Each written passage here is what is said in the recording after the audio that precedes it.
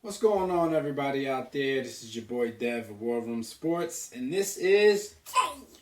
And no, we are not wearing Buffalo Bills hat. First of all, we want to give a shout out to all our Howard University Bison, especially right here on homecoming weekend.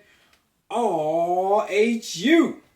But you know what I'm here for. We'd like to welcome you guys to episode number 223 of our podcast, The War Room. In this episode, we talk about the Dallas Cowboys and their recent success. We talk about the big college football matchup this weekend with Fred Purdue. That matchup is Notre Dame versus Florida State. And we catch you up on everything going on in the world of sports. So sit back, relax, take a listen to episode 223 of The War Room. Peace.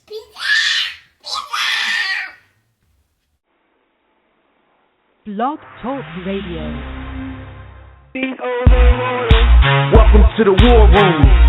We got Dev, Chill, Jimmy, PJ, B. Austin, the Hot Block Commander.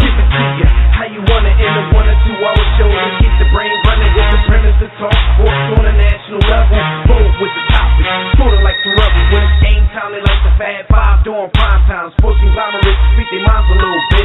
For sports medicine and sports veterans and greats. The 4th and 26th saw the war in Kuwait. It's the War Room with 5 nights at the round table. 5 Philly guys diversified and educated.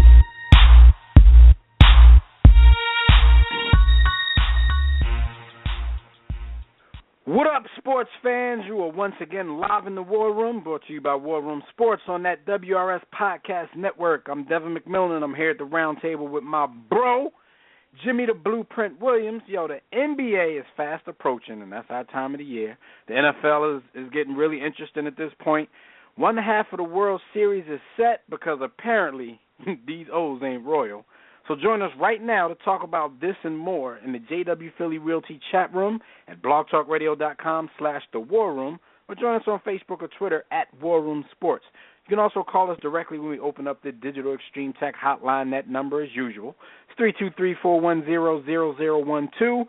Before we get started, y'all know the drill. We got to remind you guys to check out the great shows on the War Room Sports Podcast Network.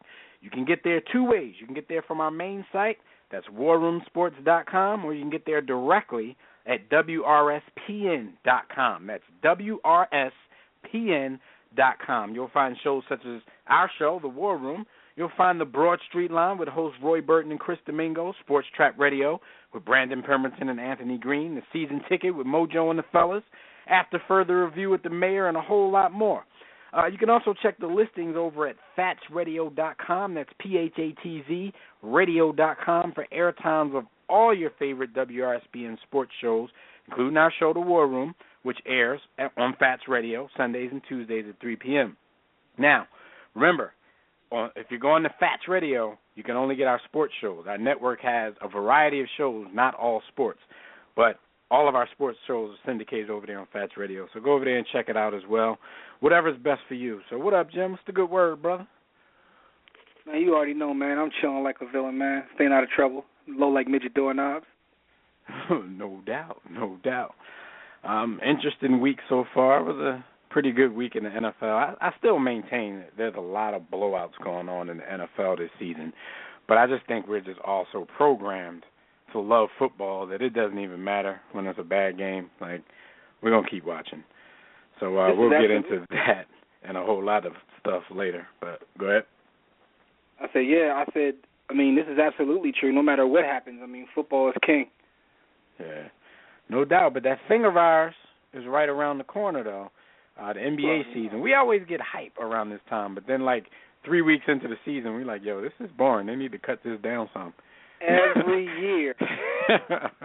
Every year. But I still love b-ball with all my heart. And we'll talk about that, too, about some proposals of cutting stuff. Might not be what people think, but there is a proposal, at least some thought, an experiment coming down the road that's on the table for the NBA. So we'll talk a little bit about that as well. But, Jim, why don't you just let everybody know what happened this week while they were on the grind? Absolutely. For those who may be living under a rock or listening for the first time, just understand that While You Are on the Grind is brought to you by DirecTV. If you'd like a better TV experience than cable has to offer, including the NFL Sunday Ticket, go to our website, WarRoomSports.com, click on the DirecTV logo, and order a better TV experience at a discounted War Room Sports sign-up rate. If you call yourself a sports fan, you got to have DirecTV. Let's go. Let's talk about Daniel Snyder. Yo, he played his whole life away, in my opinion at least. But this guy actually had the gall to host Navajo President Ben Shelley and his wife at the game. I mean, they had their Redskins paraphernalia on, doing photo ops, the whole nine. I know you were quite disgusted by this as well. not that he had him there, but it's like, yo, the whole thing, like, everyone's stupid. That kind of bothers me. And I'm not a Redskins. Yeah. I mean, it's exactly what you said, Jim, because every time we talk about Daniel Snyder and this whole Redskin and the name controversy, that's what we take out of it the most. The fact that I think Daniel Snyder just thinks that everybody is not as smart as he is, because the defenses that he uses, the justifications that he uses, it's like I get a little insulted, because it's like, yo, I know it's a lot of, ignorant people out in the world, but everybody isn't that way. So, just the stuff that he says is really insulting to me. Now, the fact that he had them in the booth, this was just another attempt. Like, look, first of all, I got some Native American friends. They're Redskins fans. They're important people. It's the president of the Navajo Nation, and he doesn't have a problem with it. He's sitting here in the booth with me with his Redskins paraphernalia on. But even before you get into Ben Shelley's background, because, we have some stuff on his background, before you get into that, because there was a lot of people who defend this, a lot of Washington fans who defend this whole thing. They pointed to that as soon as they saw it on TV. Everybody was posting it on the internet, social media. Look, he got the president of the Navajo Nation. Told you how they don't have a problem with it. What does that mean, actually, Jim? Like, if I'm doing something and I have President Barack Obama sitting next to me, does that mean everybody's opinion in the whole United States is represented right there in that booth? Hell no. You know what? It also shows just like, a lot of times people, they just have no idea.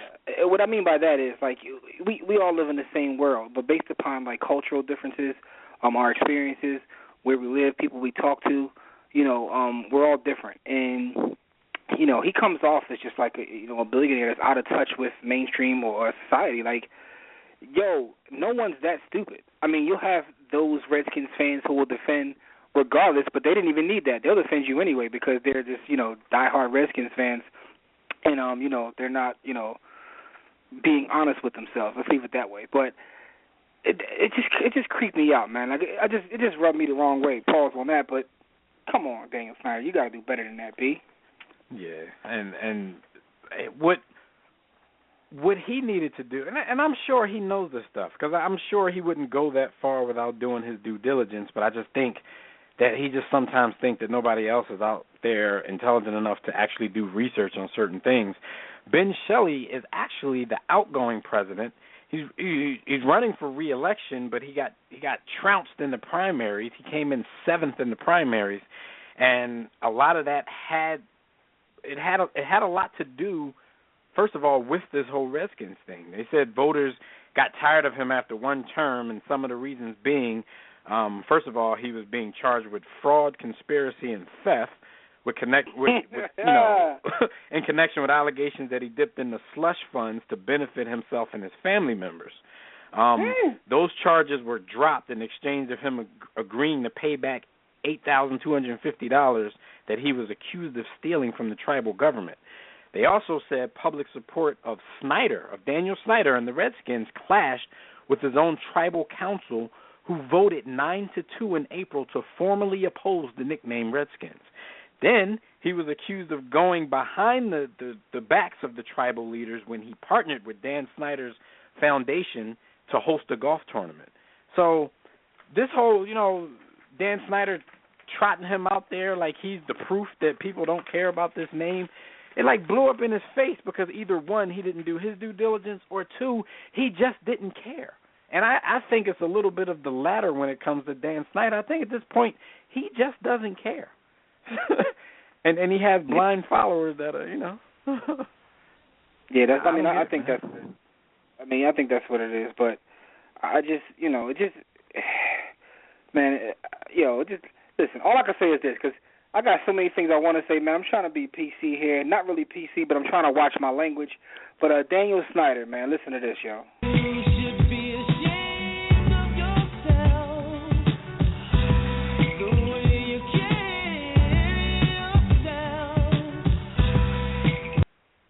And also, one Mr. Ben Shelley, yo.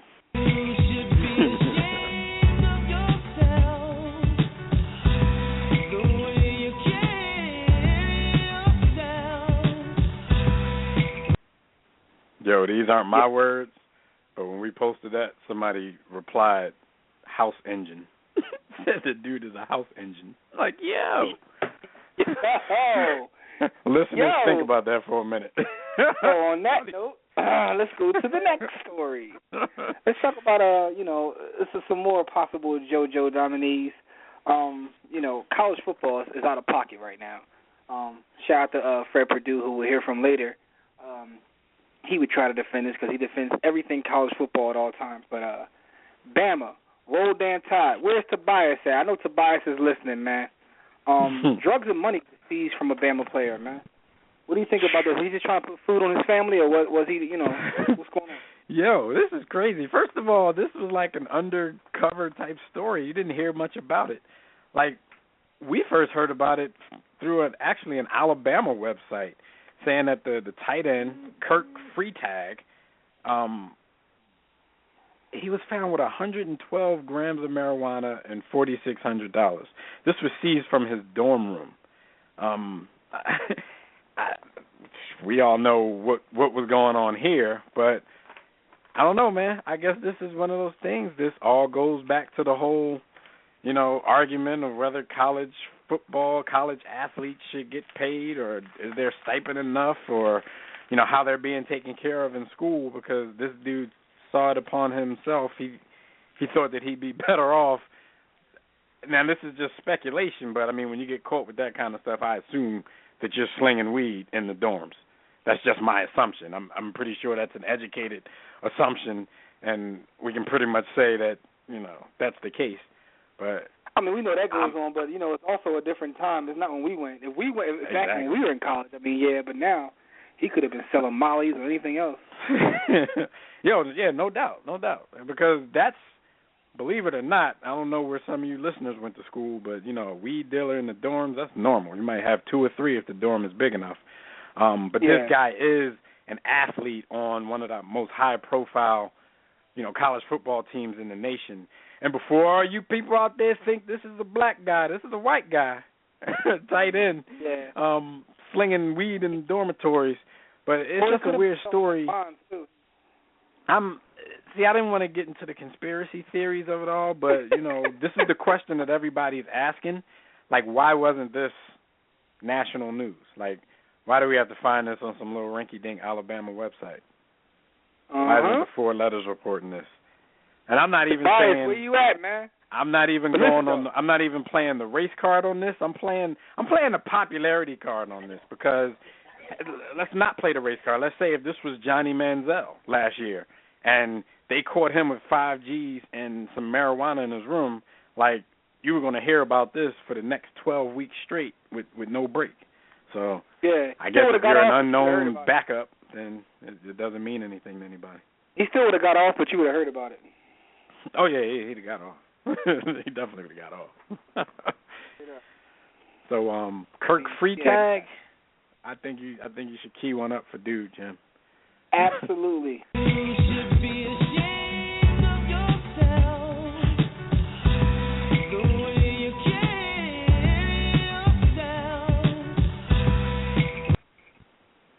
Yeah, man. Listen, it's going to be a lot of awards given away today. I see that already. Let's talk about Jameis Winston. He's getting up there. I know B. Austin has like a list of people who who will always be nominees. Shout out to Adrian Broner.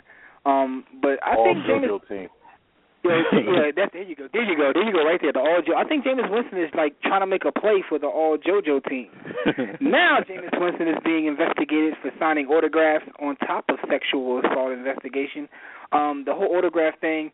Shout out to Frank Santos. That bothers me as well. But and if you don't know what I'm talking about, watch Field Vision because Anyway, but the whole autograph thing bothers me. But still, Jameis, you have a target on your back. Like, what are you doing? Exactly.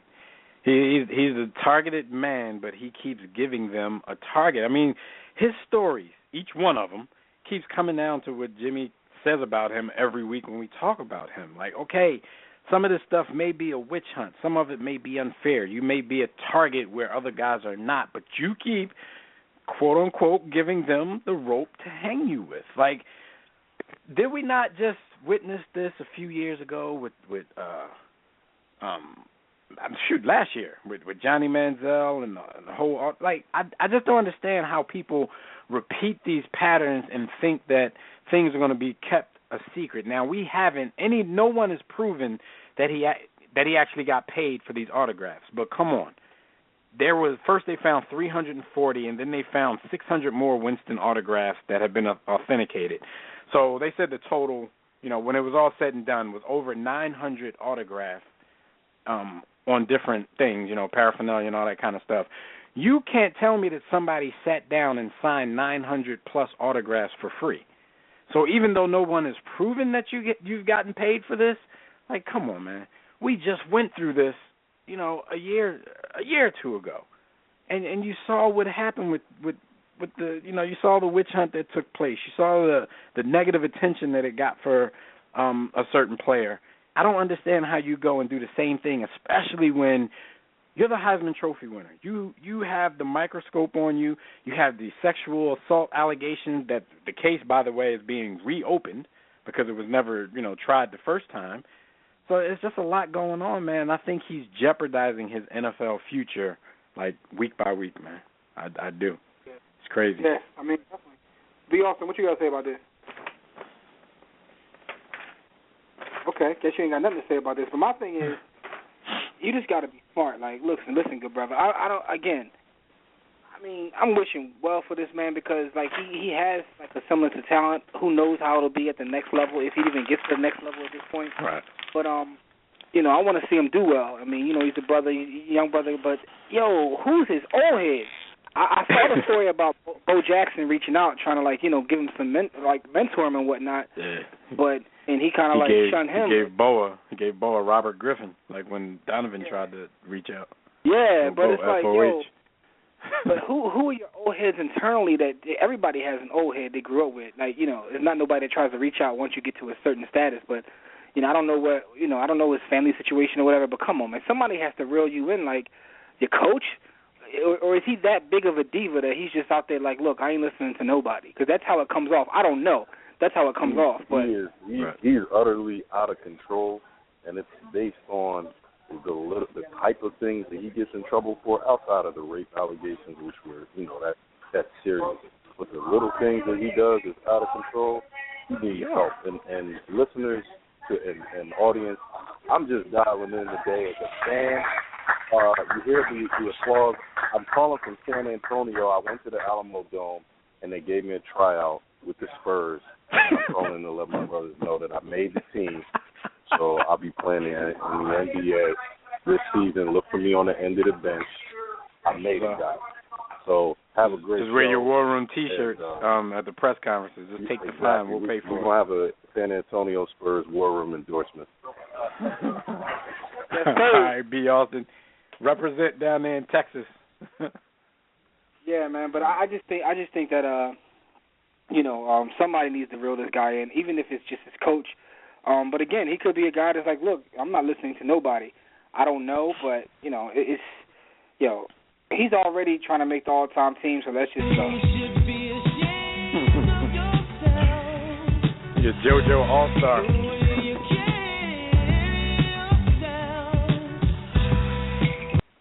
He gotta get it together.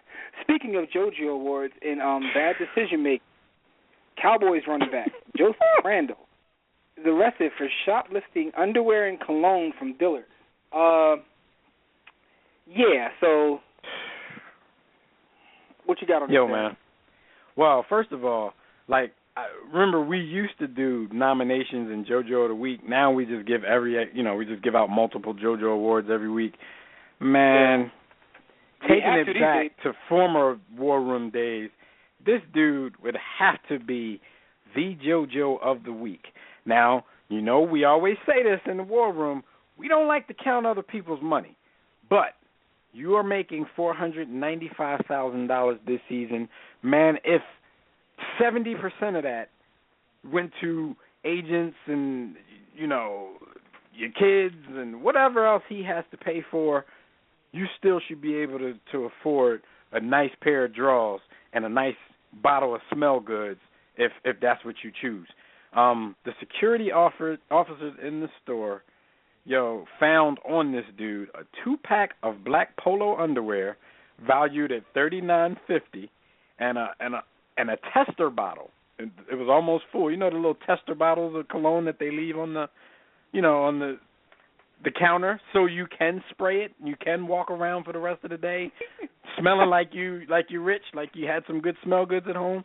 He stole the tester bottle, which was valued at $84. So he's been charged with a misdemeanor Class B theft, which is between $50 and $500, and was released on bond like early Tuesday morning, like 1:20 a.m. in the morning.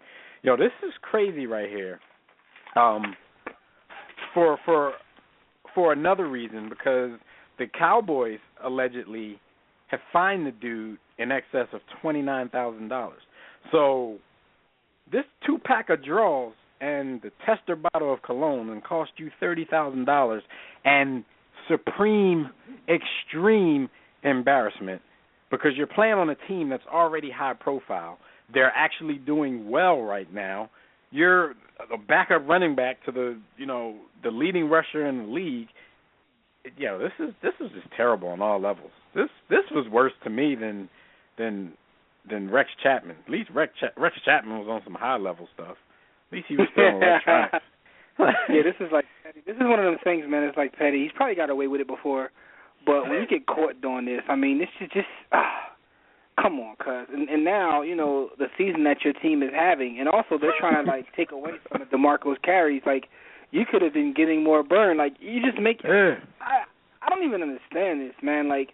Draws though, B? I mean, we all come on, man. Hey, Jim, not even more burn. The way that offensive line is playing, this dude could turn into a high commodity as a backup. You know how people get fooled right away when they see something good. So you go run behind that line and you start averaging 5-6 yards a carry. He might be already. I got to check his numbers. You're going to be sought after in free agency. Oh, that guy's pretty good. You might get him there and realize, damn, that was all the offensive line. But your payday would come. So, I don't get it, man. Even before your payday, you make $500,000. You can afford some polo draws, dude. And all I gotta say was some Gucci cologne. Moron. Smack yourself.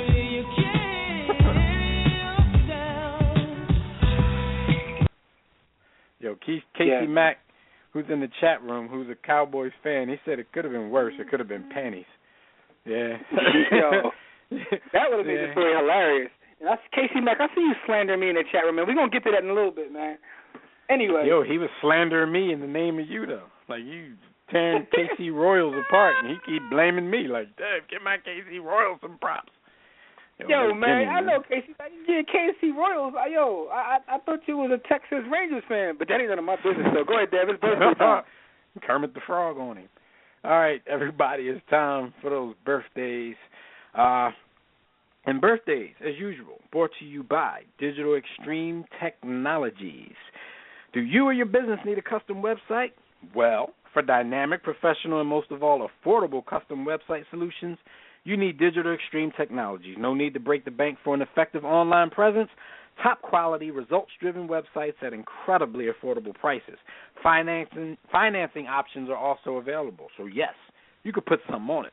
Visit the Digital Extreme Tech at digitalextremetech.com or call 267-205-4203. And for discounted rates, be sure to tell them that War Room Sports sent you. Yo, we give y'all a lot of hookups, man. I hope y'all are using these hookups that we give y'all every week, man. We done hooked y'all up with foot doctors and websites and DirecTV and Audible books. You know, we working hard for y'all. Work hard for us. All right, so first birthday shout out, Sue Bird. I wouldn't say I was about to say one of my old favorite WNBA players, but that would have just been me being nice because I don't watch WNBA basketball, and I haven't since like its inception, a long time ago. Watched a couple seasons and that was it. But shout out to Sue Bird anyway. She turns 34. Cordell Stewart, the newly divorced Cordell Stewart, turns 42. Portia, holla at us. Chris Dolman, former pass rusher, once for the Vikings, played. Underrated. Yeah, Chris Dolman was a beast that you don't hear about after he's been gone. He turns 53 today, so shout out to Chris Dolman. I used to have your football card back in the day. Tim McCarver, baseball broadcaster, turned 73. And we got two rest in peace shout outs. Rest in peace to the homie Manute Bowl, man. 7'7". He was born 10/16/1962 and died 6/19/2010. Rest in peace and happy birthday to Manute Bowl. Also, rest in peace, shout out, and happy birthday to Dave DeBuscher, NBA great. He was born October 16th, 1940, and died May 14th, 2003. So we want to just give a nice big War Room salute to all of these folks on their birthdays. It's my birthday, yay! What up? I remember as a kid, like going to the Sixers game when Manute Bowl was on the team, and like when he would stand up from the bench, it was just the craziest thing to see. Because he was like, he was so tall. I know, and my man had a so mean skinny at the point same shot. time. Yeah. He must have weighed like $130 and was 7'7", and he was shooting threes like with the weird awkward form and knocking them down, man. Like it was a joy to watch, man. Because when he would get it at the top of the key, the crowd would amp him up, and he'd fall for it too. Like he knocked that joint down though. Yo, you remember those photos when they used to put him next to Muggsy Bogues since he was the tallest player in the league? Muggsy was the shortest. Yo, that's amazing to see. And the funny thing is, you showed us that photo the other day where Yao damn near makes Shaq look that small. Maybe not that small, but I've never seen a human being make Shaq look small. But it was the first time I honestly seen anyone like dwarf Shaq like that. Like Shaq's a huge human being, Pauls, but Yao is just like, it's crazy. It's crazy. I know B. Austin is a huge Yao fan. He tried to actually make the argument that Yao was better than Shaq. I think he was on that Marley at the time. But, I always, like, if Yao didn't have the injuries and knee problems or what have you, because Yao did have a mean skill set. And when you see his size, it's like, God dang. I know. It's crazy. If you guys don't know the photo that we're talking about, or if you just haven't ever in your life seen any human being make Shaquille O'Neal look small, just go to our Facebook page, facebook.com/warroomsports, and just look on our photo timeline, and you'll see this photo that we're talking about. Because Yao, he's obviously put on a few pounds since his retirement, so not only is he standing, about 6 inches taller than Shaq, but Shaq looked a little skinny compared to Yao as well. And Yao always had a big head, so his refrigerator Shaq on TV, head so like it got bigger. Shaq on TV, so he's trying to stay in shape. I'll let go. You know how some NBA players let go when it's over. Mm-hmm. Shaq's still on TV, and Shaq's still getting all the endorsement money. Let me shirt all too small and everything. I want to say one thing, man. I read a lot of business publications, man, and the one thing I can say, Shaq is really getting his tycoon on. I read just as much about Shaq in the Wall Street Journal or Bloomberg Business Week as I do on ESPN's website, and it's amazing to see because a lot of this stuff has nothing at all to do with basketball. Now, granted, he's probably getting opportunities because he's Shaq, but the fact of the matter is he's taking advantage. He's following through. Like Shaq just started like a franchise of a couple different franchises, but I'm like, Shaq is getting his tycoon on. He owns a part of the Kings, and I like the fact I like the fact that you use tycoon, because a lot of other people like to throw around the word genius. And just like you said, you know, a lot of these guys are getting the opportunities because of who they are, but following through with it and making it successful, you know, that's the part that you have to do. Like, it doesn't take a business genius for these guys to get, some of these popular guys to get what they're getting. But, you know what I'm saying, some people just don't have that drive, and they're just going to let it fall by the wayside, or they don't have the right people around them to be able to handle their business while they're handling their business on the court or, you know, on TV or whatever they're doing. So shout out to Shaq, man. He definitely doing it big. Yo, and before we get into these hot topics, I'm going to just tell everybody how you can get in touch with us. You can check out our website at warroomsports.com. While you're there, be sure to sign up for the War Report.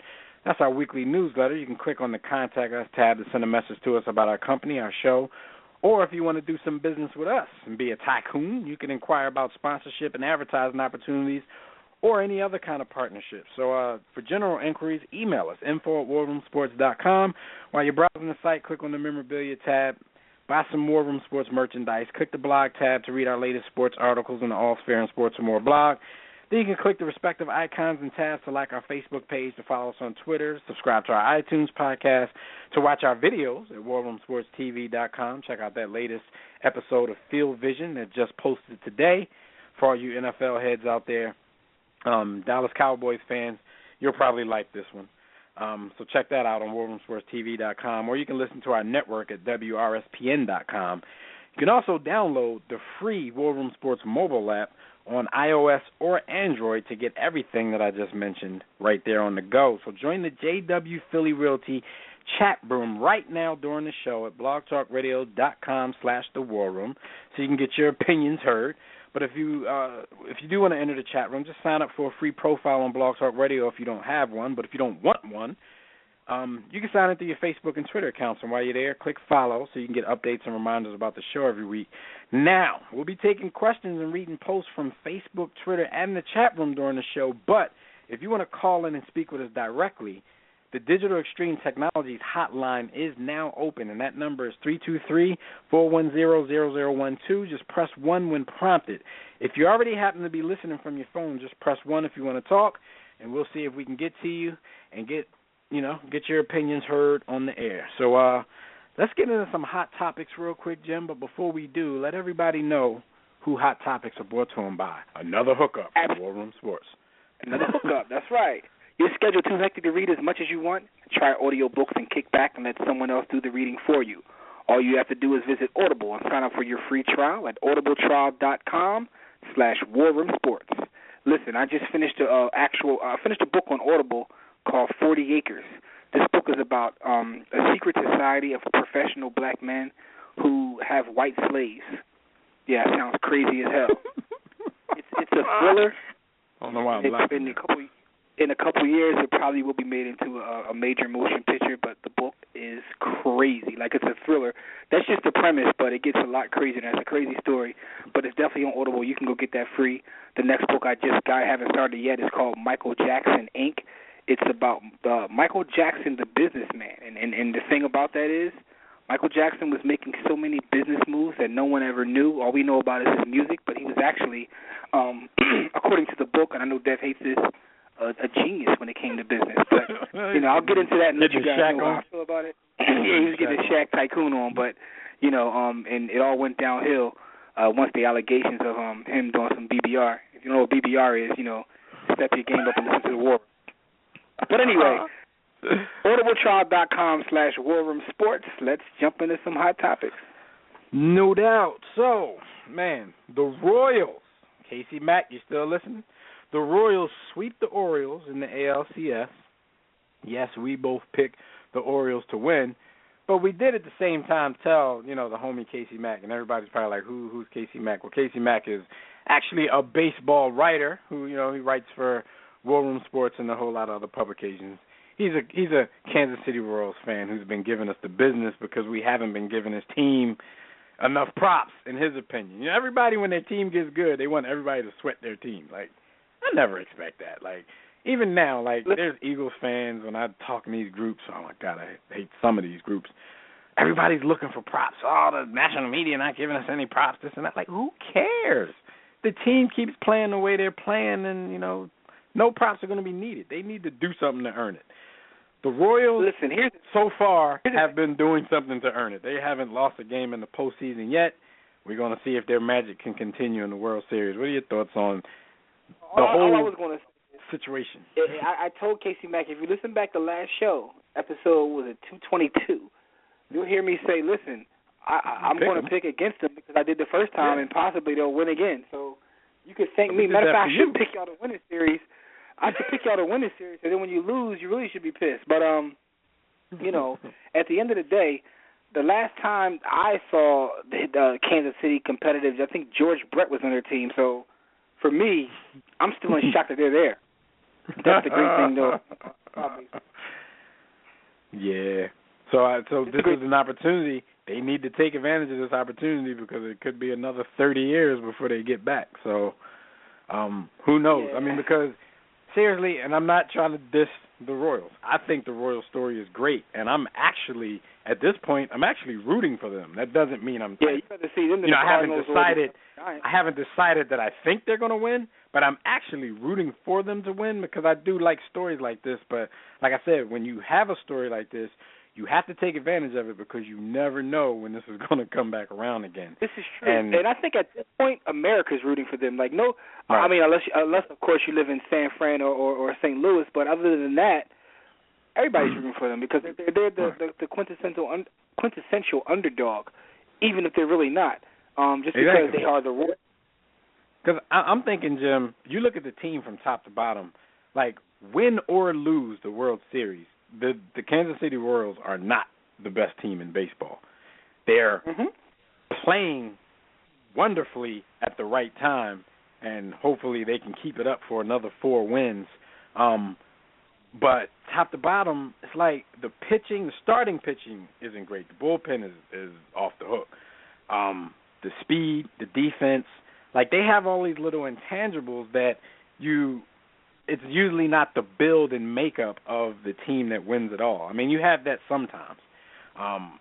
But, they don't really hit for power. They've hit a few home runs here in the postseason. But it's crazy to see them win. And I heard a stat today. In the postseason, they have 15 infield hits. The rest of the teams in the postseason combined have 16 infield hits.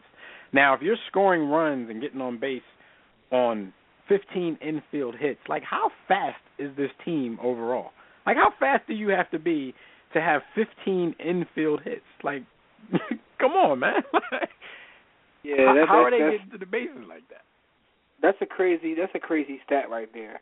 Like it really is. Okay, I'm looking at some of the things that Casey Mack is saying as we're talking. He says if not, he'll be in his 70s by the time they get there next time. That's what I said. What he's saying, like they hit home runs in the postseason, but I'm just talking about their formula to get here. Like they aren't generally a team who hits for power, and what they've been doing, on those base paths works. Small ball works sometimes. Yeah, man, but I think everybody's going to be rooting for him, so, you might as well get used to that, Casey Mack. Everybody's going to root for the underdog. That's the great thing about, like, a baseball or even a football is because football, most of the time in football, it's all about the hottest team as opposed to the best team. Some will argue the best team didn't win the bowl last year. It was the hottest team. So, you know what I mean? So it's all about, like, playing your best ball at the right time. A lot of times in basketball, that doesn't happen because of the series and the type of game it is.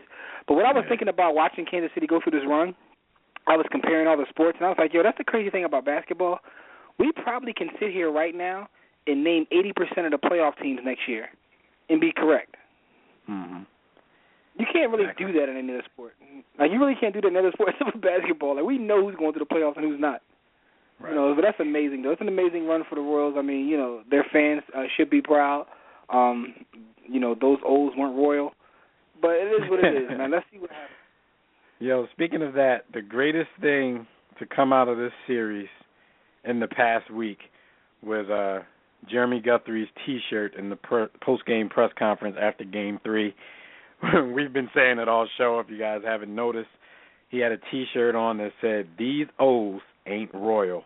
And if you're into, current R&B and current just modern quote unquote urban slang and phrases pop like culture, that, then pop culture, then you know exactly where that phrase comes from. Chris Brown's song, where basically the phrase says something a little different.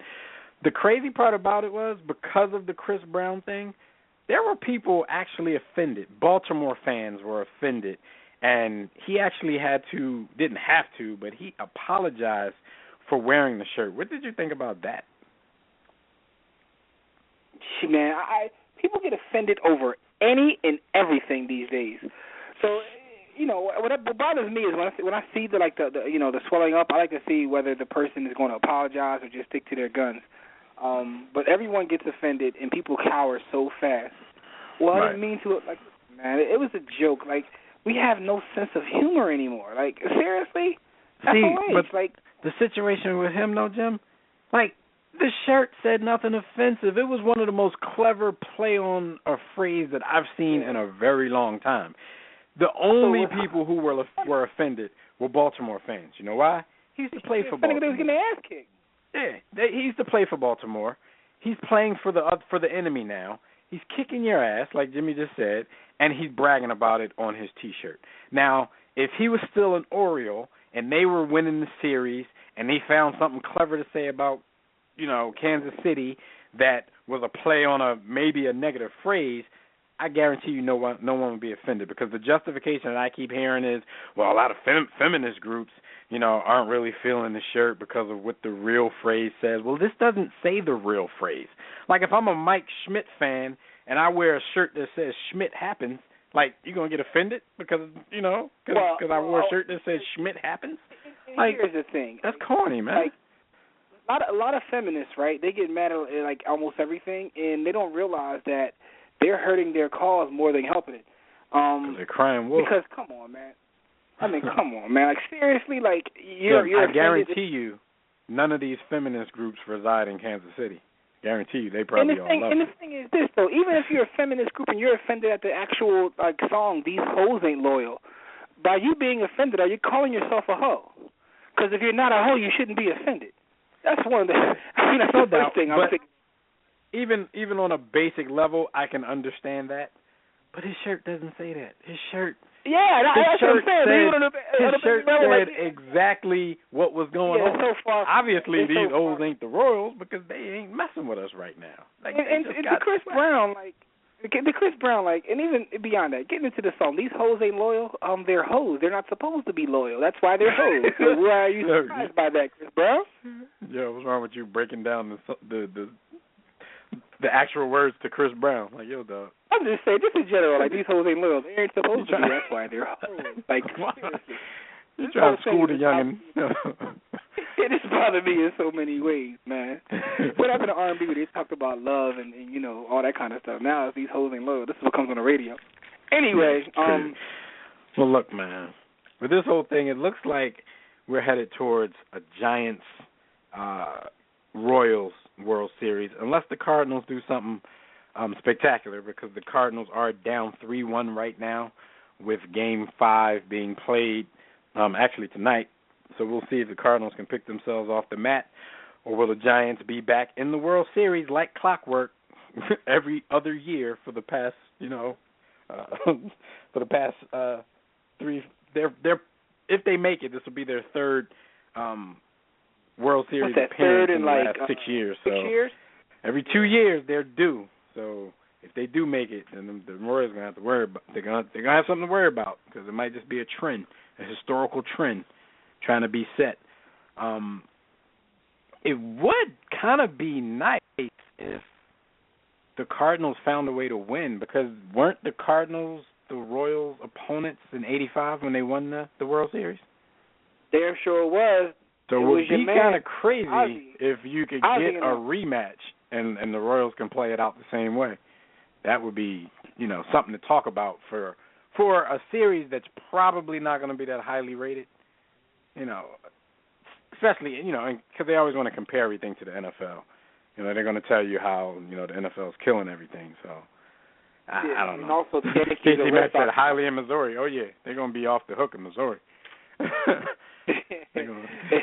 they're also going to compare it to like a Red Sox Yankees, and you just can't compare that. Like the Red Sox and Yankees are like in terms of baseball, they're the cream of the crop.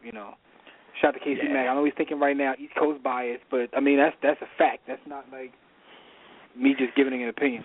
I don't care about. I don't have a bias. I don't care about nothing on the East Coast except Philadelphia Phillies. So talk to him. It's like I don't care, and so I don't want any of them East Coast teams to do anything if it ain't us. Yeah, I think the Giants will close them out. I'm looking forward to the World Series just because I want to see if Kansas City can pull it off. Yeah, no doubt. All right, so let's talk a little bit NBA, man, because what we talked about earlier in our intro, some experimenting is going to go on this weekend, as a matter of fact, in the NBA.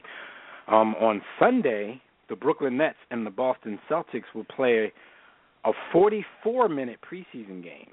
If you don't know why that's relevant, it's because NBA games are 48 minutes.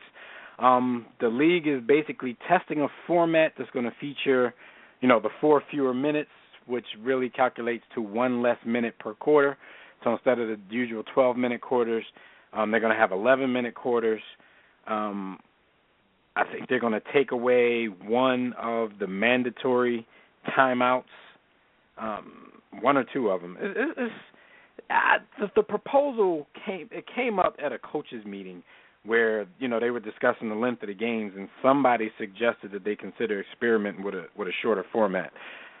I can't really see the point, Jimmy. Can you? I mean, I know NBA games are pretty long. They used to, especially with all the advertising now, they've gone from like 2.5 to damn near 3. They're almost as long as football games now. But now football games are even a little longer than they used to be. So do you see a point in doing that? Absolutely. King James said he wants it. So if King James wants it, well, no. He said he doesn't. He said the time of an actual game doesn't mean anything to him. He said they want. He and Dirk Nowitzki came out publicly and said they don't need to shorten the games; they need to shorten the season. So he wanted to LeBron said, "I don't care." He said we'll play 50 minutes if it's less games. He said I don't see a reason for 82 games, and Dirk said the same thing. He wants to take it a step further. He doesn't even want to cut minutes off games. He wants to shave. Not worried about the games. He wants to shave a month off the season. That's like a whole month. Yeah, because if you think about it, even with the time throughout a whole season, if you extrapolate that, I think it's something crazy like, if you go down to 44 minutes, that'll equal like 7 less games per season. But the players aren't looking at it that way because you still got to travel to a city. You still got to do everything, prepare for the game the same way, warm up, play, and all that kind of stuff.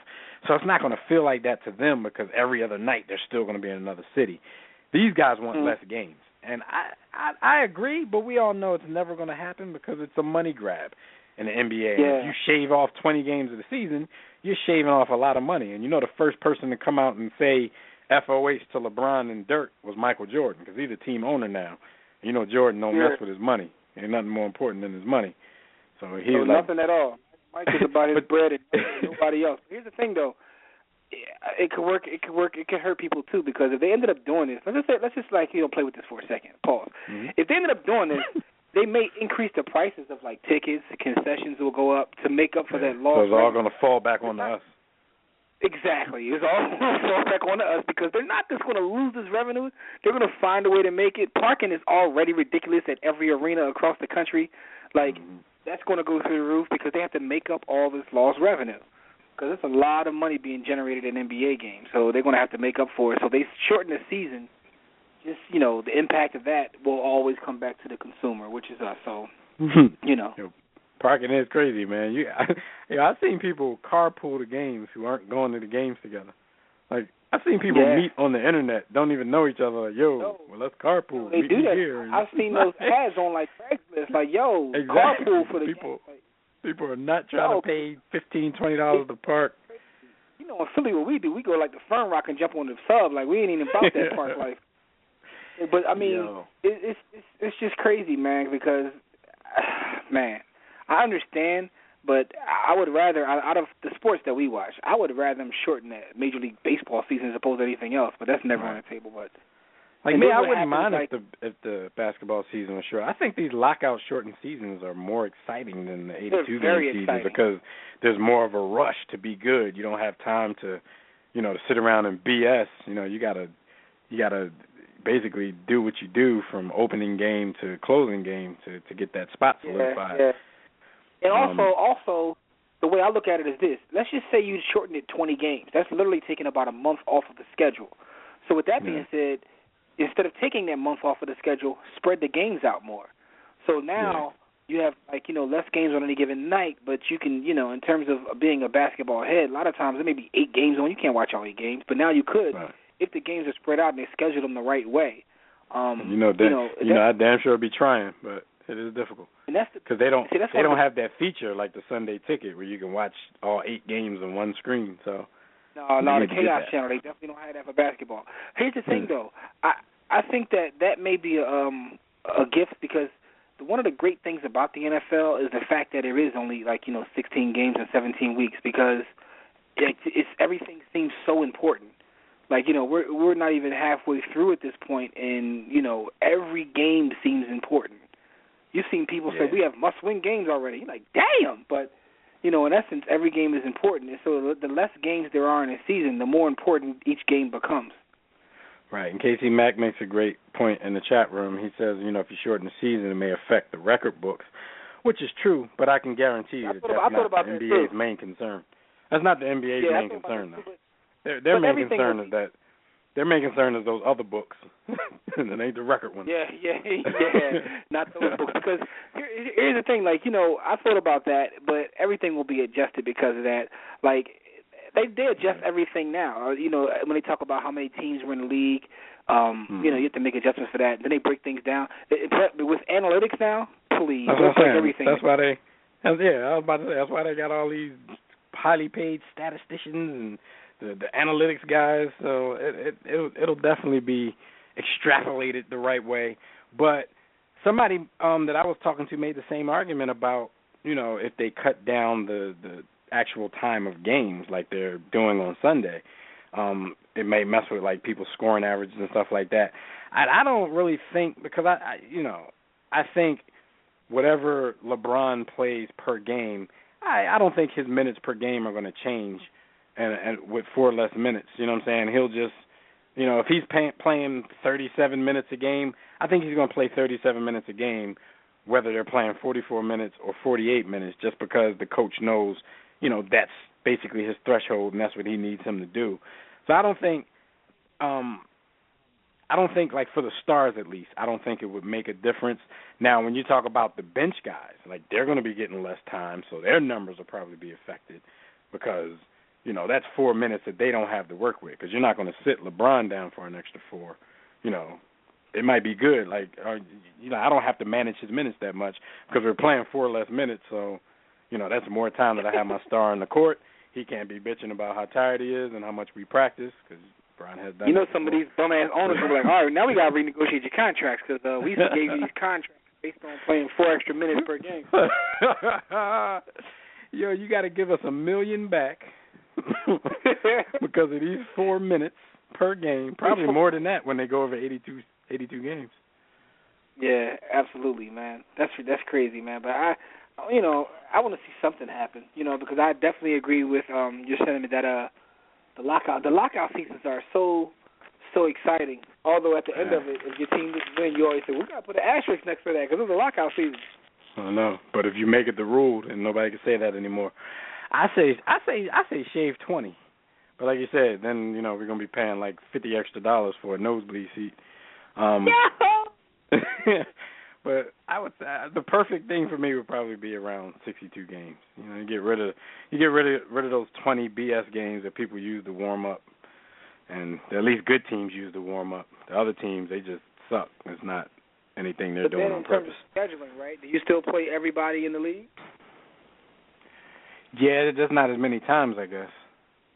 Because some, in your same conference, you're playing some teams 4 times, some teams 3 times. You have to adjust the number of times that you're playing these cats. Because how many teams are in the league, right? It's 30, what is it? In the NBA, I believe it's 30 in the NBA. 30 in the NBA? All right, so it's 30 teams in the NBA. That's so like if you 29 played if you played everybody in your conference 3 times and everybody in the other conference twice, what would that add up to? Somebody do this math for us, man. Get with us. more than 62. Because here's the thing, like usually you play each team at least twice because you play them at home and on the road. Yeah.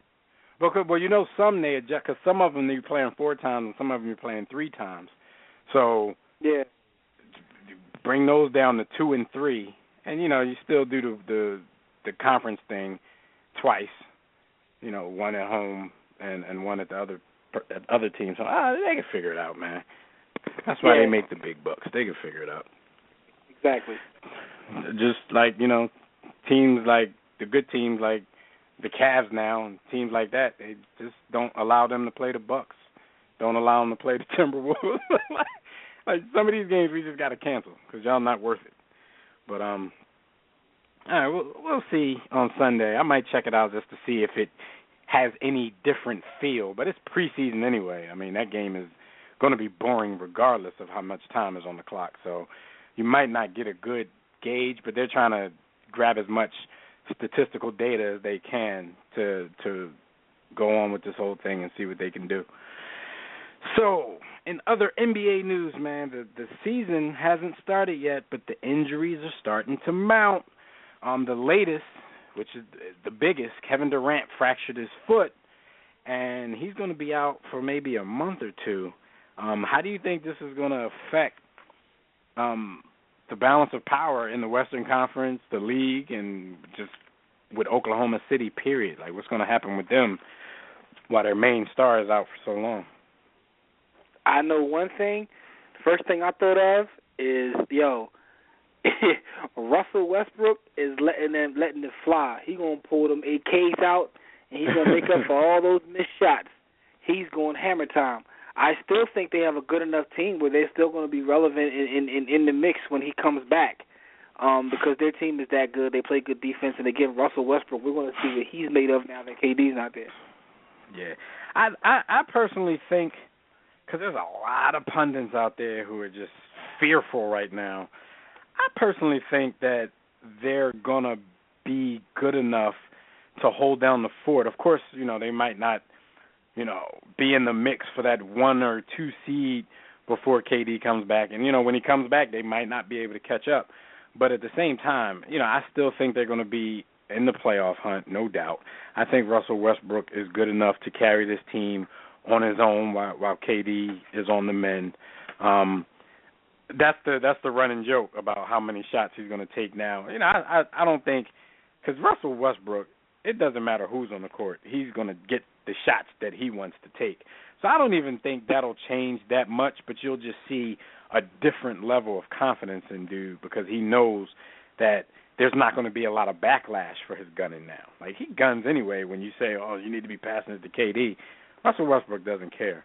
And I'm cool with him not caring because he's not Kevin Durant, but it's not like he's that far off. Like, he's one of the top players in the league as well. So do your thing, Rusty. This is your time to shine. Don't let this team lose, though, because if they start out terrible, then he's going to get killed. He's going to get killed. People hate Westbrook so much. It's kind of crazy to me when you consider his talent. I mean, his sartorial game, is something else, but in terms of what he does on the court, to me as a man, in terms of what he does on the court, he's an amazing player. He doesn't get the credit that he should because he gets slandered so much. Anytime they lose, he gets the blame, and when they win, he gets no credit. I mean, he gets no credit about the screen team. Yeah. All right, well, Kevin Durant has what they call a Jones fracture in his foot. Wow, the crazy thing about this, we should have reached out to our favorite podiatrist, Monique Roll. Maybe we'll do that, either get an audio segment with her or have her do something on War Room Sports TV explaining to us exactly what a Jones fracture is. But that's what Kevin Durant has. He's going to be out for probably a month or so, and we're going to see. I mean, Kevin Durant ducked out of the USA Basketball this summer because, he said it wasn't because of being a little nervous because of the injury that Paul George sustained. But I think we all out there probably don't believe him and think that gruesome injury had him, just being a little more on the side of caution. And now look what happens to him right before the season starts. So it's an unfortunate situation. Jim, in addition to him, Bradley Beal injured his wrist, and he's going to be out for 6 to 8 weeks. That's a blow to the Wizards. Being in the Eastern Conference, I feel the same way. The Wizards have a pretty good team. They have some good bigs down there. You still got John Wall. So I think they're going to be able to weather that storm until Bradley Beal comes back. These are two teams that I think are still going to compete. They're just going to get that much better when they get their stars back. And on your Lakers, you got Steve Nash, who injured his back carrying luggage sometime earlier in the week. We all know Steve Nash is making $9.7 million this year. You thought he might have been healthy enough to do a little something, but now you have Coach Byron Scott thinking and contemplating starting Jeremy Lin at the point guard because Steve Nash and his 40-year-old body is just not reliable enough. She thought of Steve Nash and all these other injuries, man. Nash told y'all last year he's only there for the chicken. He said, it's like KFC, Purdue. That's all he's there for. He doesn't care about Randall on. He's still in. And the thing about it is, this may be legit, but because of what he said or what happened, come on, Nash. Like, really? Really, Nash? Come on, guys. Nash, like, I don't care, man. I don't care about y'all. I want this chicken. I got some stuff to do after I finish. Roy McConnell says Steve Nash, his name equals direct deposit. Steve Nash new nickname is direct deposit. No doubt. Straight from the couch. Yeah. All right. Well, let's before we talk to Fred Perdue about college football and the big game that's coming up in college football this week, let's get to some of these calls on the Digital Extreme Tech hotline. We got Rob on the line calling from California. Rob, what's going on, bro? You in the war room? Yo, man, speaking of point guards, man, I'm about to throw up. It says right here, the Lakers was trying to get Marco Carter Williams in the draft. We did it. Yeah, I saw a report. I didn't hear the reports about the Lakers, but I saw a report recently that said the Sixers were actively trying to shop him around the draft, and they couldn't get the haul that they wanted, so they ended up holding on to him. But that doesn't mean he's not still fair game on that open market. Like, the Sixers are all the way in on the tank, like, and actually building pieces for the future. They're trying to sell anything at its highest point, including people who are 1 year into the league and could be a part of the future of your team. I guess if they think you're expendable, because I don't think they would deal like Embiid or Noel or anybody like that. But I think they're figuring, a good point guard can be found. So if we can dupe somebody into giving us too much for the one that we have, then that's what's up. So Michael Carter Williams, Jeremy Lin, I don't know. Carter Williams is going to give you more overall, but is he that good of a player yet that that it makes you upset that they didn't get him right? Yeah, I mean, look at our roster. Like, I'm mad we let Chris Kaman go. Okay, Jimmy, I'm gonna give you some names, and you're gonna tell me how you feel about them. Jordan Hill. All we can do is laugh. Like, Jimmy. Yeah, I'm here. Yeah, Jordan Hill. That's like, my how you opinion, feel about man. him? Like, I don't. Okay, Jeremy Lin. I want to laugh at that too, man. I think the dude has a little bit of potential, and I might be overrating him because I watched his documentary on Netflix, which was very introspective. But at the end of the day, man, not championship quality. Let's put it that way. Yeah. Now, hold on. I did read where he says that his game has gotten a lot better since starting to practice and train with Kobe. So I believe in Kobe so much that I think Lin will probably get better. Yeah, I think Jeremy Lin is okay. I just think on the defensive end he might be a liability, but you can't be more of a liability on defense than Steve Nash was. Plus the only thing that scares you is Young. that you might have to thrust him into the starting lineup because of the Steve Nash thing. So you just hope that he's ready. But No. At least Steve Nash will try. Nick Young doesn't even try. He's not even his shadow Rob doesn't even hates try. Nick Young, man. Rob don't mess with Nick Young. That's Spikey P, though. Hold on, though. Jeremy Lin is afraid of athletic black men. Did you see when he was going through his whole insanity phase, and as soon as they played a black point guard, he started getting plucked every game?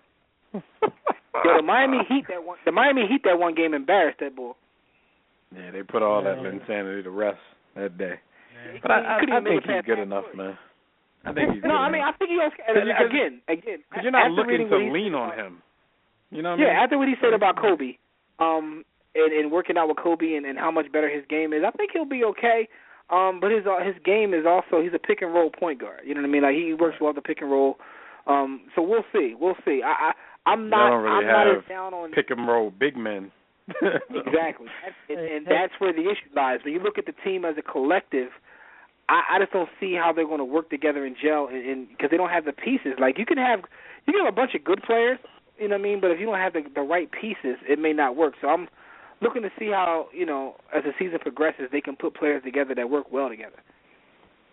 All right. There's a thread I put up on War Room Sports about college players and how you pay them, and I didn't put it in my piece, but because I heard some good stuff. But here's the issue I think that people got, and it's the big word that people got with paying players. The big issue is freshmen. Do you really want whatever system that they work, wage scale you work, that they want to work out with paying players? Do you really want to pay a freshman money? I'm going to just name you two names, like Johnny Manziel and Jamie Winston. I mean, I hear you, but at the end of the day, if you're Jalen Rose, Chris Webber, Jimmy King, Juwan Howard, and you're walking on the campus and you don't tell me that you don't want to pay me, but you want to pay sophomore? Yeah. I mean, or it could be a thing, one of the proposals were to put the money away, put it in a little trust or something that they can't touch until they either leave school or graduate. So, so then you're not really paying an 18-year-old, but he's going to have a nice little nest egg when he leaves the school. That could be one solution if you're going to pay. I mean, Rob, you wasn't going to pay Carmelo as a freshman? I mean, he only had a 1.8, so he was only there for one reason. Yo, why did Boeheim put his grades out there like that? That's crazy. Whoa. Oh, that is dirty, man. That is down low. Yeah, there's a report that in Boeheim's new book, he told them that Melo was working with a 1.8 during his only season there. And I don't understand why he would toss him under the bus like that. Because he don't need him no more. You know how they, listen, man, no matter how hard you try, here's what they think about you. He used him already, don't need him no more, throw him under the bus. And Melo is a huge donor. I hear he give a lot back to that school and that program, though. That's crazy. Absolutely, he's a huge donor to the program, and he got thrown under the bus by, Jim Boeheim, who's, seemed to be a good guy and a classy coach all this time. Well, you never know, but, my whole thing is... retire, so he's like, look, I don't need the money. Taking it back to what Rob said, if you're going to pay them, you got to pay all of them, man, because some freshmen you call some freshmen, and I can give you a long list of names of freshmen that were just phenomenal and better than some seniors. So if you're going to pay them, pay them. What about this? What about if you pay, I won't say pay, but give a double for people, or for students who graduate early? Yeah, but here's the thing, though. Who's going to make sure that is running correctly and legally? Because, I mean, here's my biggest thing, and I said this on, we were talking yesterday. My biggest thing is about the NCAA, this whole front, like we care about education. Not saying every school does it, but for the most part, this whole thing of student athlete is a joke. Some schools don't have a choice. Like my alma mater, we last place every year. Said, who's graduating? Ain't nobody graduating these days. Even cats that stay 4 years don't graduate. Once the season over, they be out. I mean, but that might be some incentive, though, because everybody not going to make it in the league. So somebody needs to, like Jimmy said, some people need to have some good old heads. Like, you better graduate and get that double up. I'm a Tar Heels fan, man. How do you think I feel when I hear stories come out, dude? It's embarrassing. Bro, some of the stories that came out of the Carolina program, and I've read books on this, Yo, they had like open book tests in the class was called something like a music appreciation. How do you major in music appreciation? Like really? And cats still was failing. The African American History program. The one that Vince Carter got his degree in, but Yeah, that's crazy though. When people talk about open book test, Jimmy, like if you don't know where to look in the book, then that don't even matter. Like if you've never opened the book before, So dude straight just didn't show up. Like they felt the need. They just felt like, what the fuck is? Excuse me. They felt like, what was the point? I'm not going to show up anyway. So a lot of them failed. Like Carolina's program, like some of the stuff they were doing was just out of control. And this is an institution that was looked upon as being one of the better ones. Really, man. It pains me, dude. Like before I ever knew about sports, man, I was a Tar Heel fan. Just to see them just disrespect. Just the integrity. It's like, where's your integrity, dude? Like, come on. No doubt. Hey, but yo, Rob, we gotta get to these other calls before we get our guest to talk about college football. So, stick around if you want to hear, a little bit on that Notre Dame, Florida State game coming up this weekend. But thanks for the call as usual, brother. All right. Peace. All right, Take man. care. Go Eagles. Go Birds. No doubt. Peace, homie. Peace. All right, so before we hear from Fred Perdue, let's get Tobias on the line. Roll damn Tide, Tobias. What's going on, bro? Man, we stink this year. That's all I got to say. Tobias, before you even go, we were looking for you earlier, and we talked about, how people on your team are down there, like, selling dope and mollies and, running prostitution rings. What's going on in your school, man? Hey, he's a white boy, so he'll get a slap on the wrist. There's no worries there. He'll be playing this weekend. Let's just be honest here. I ain't know who the hell this guy was. He didn't even get arrested.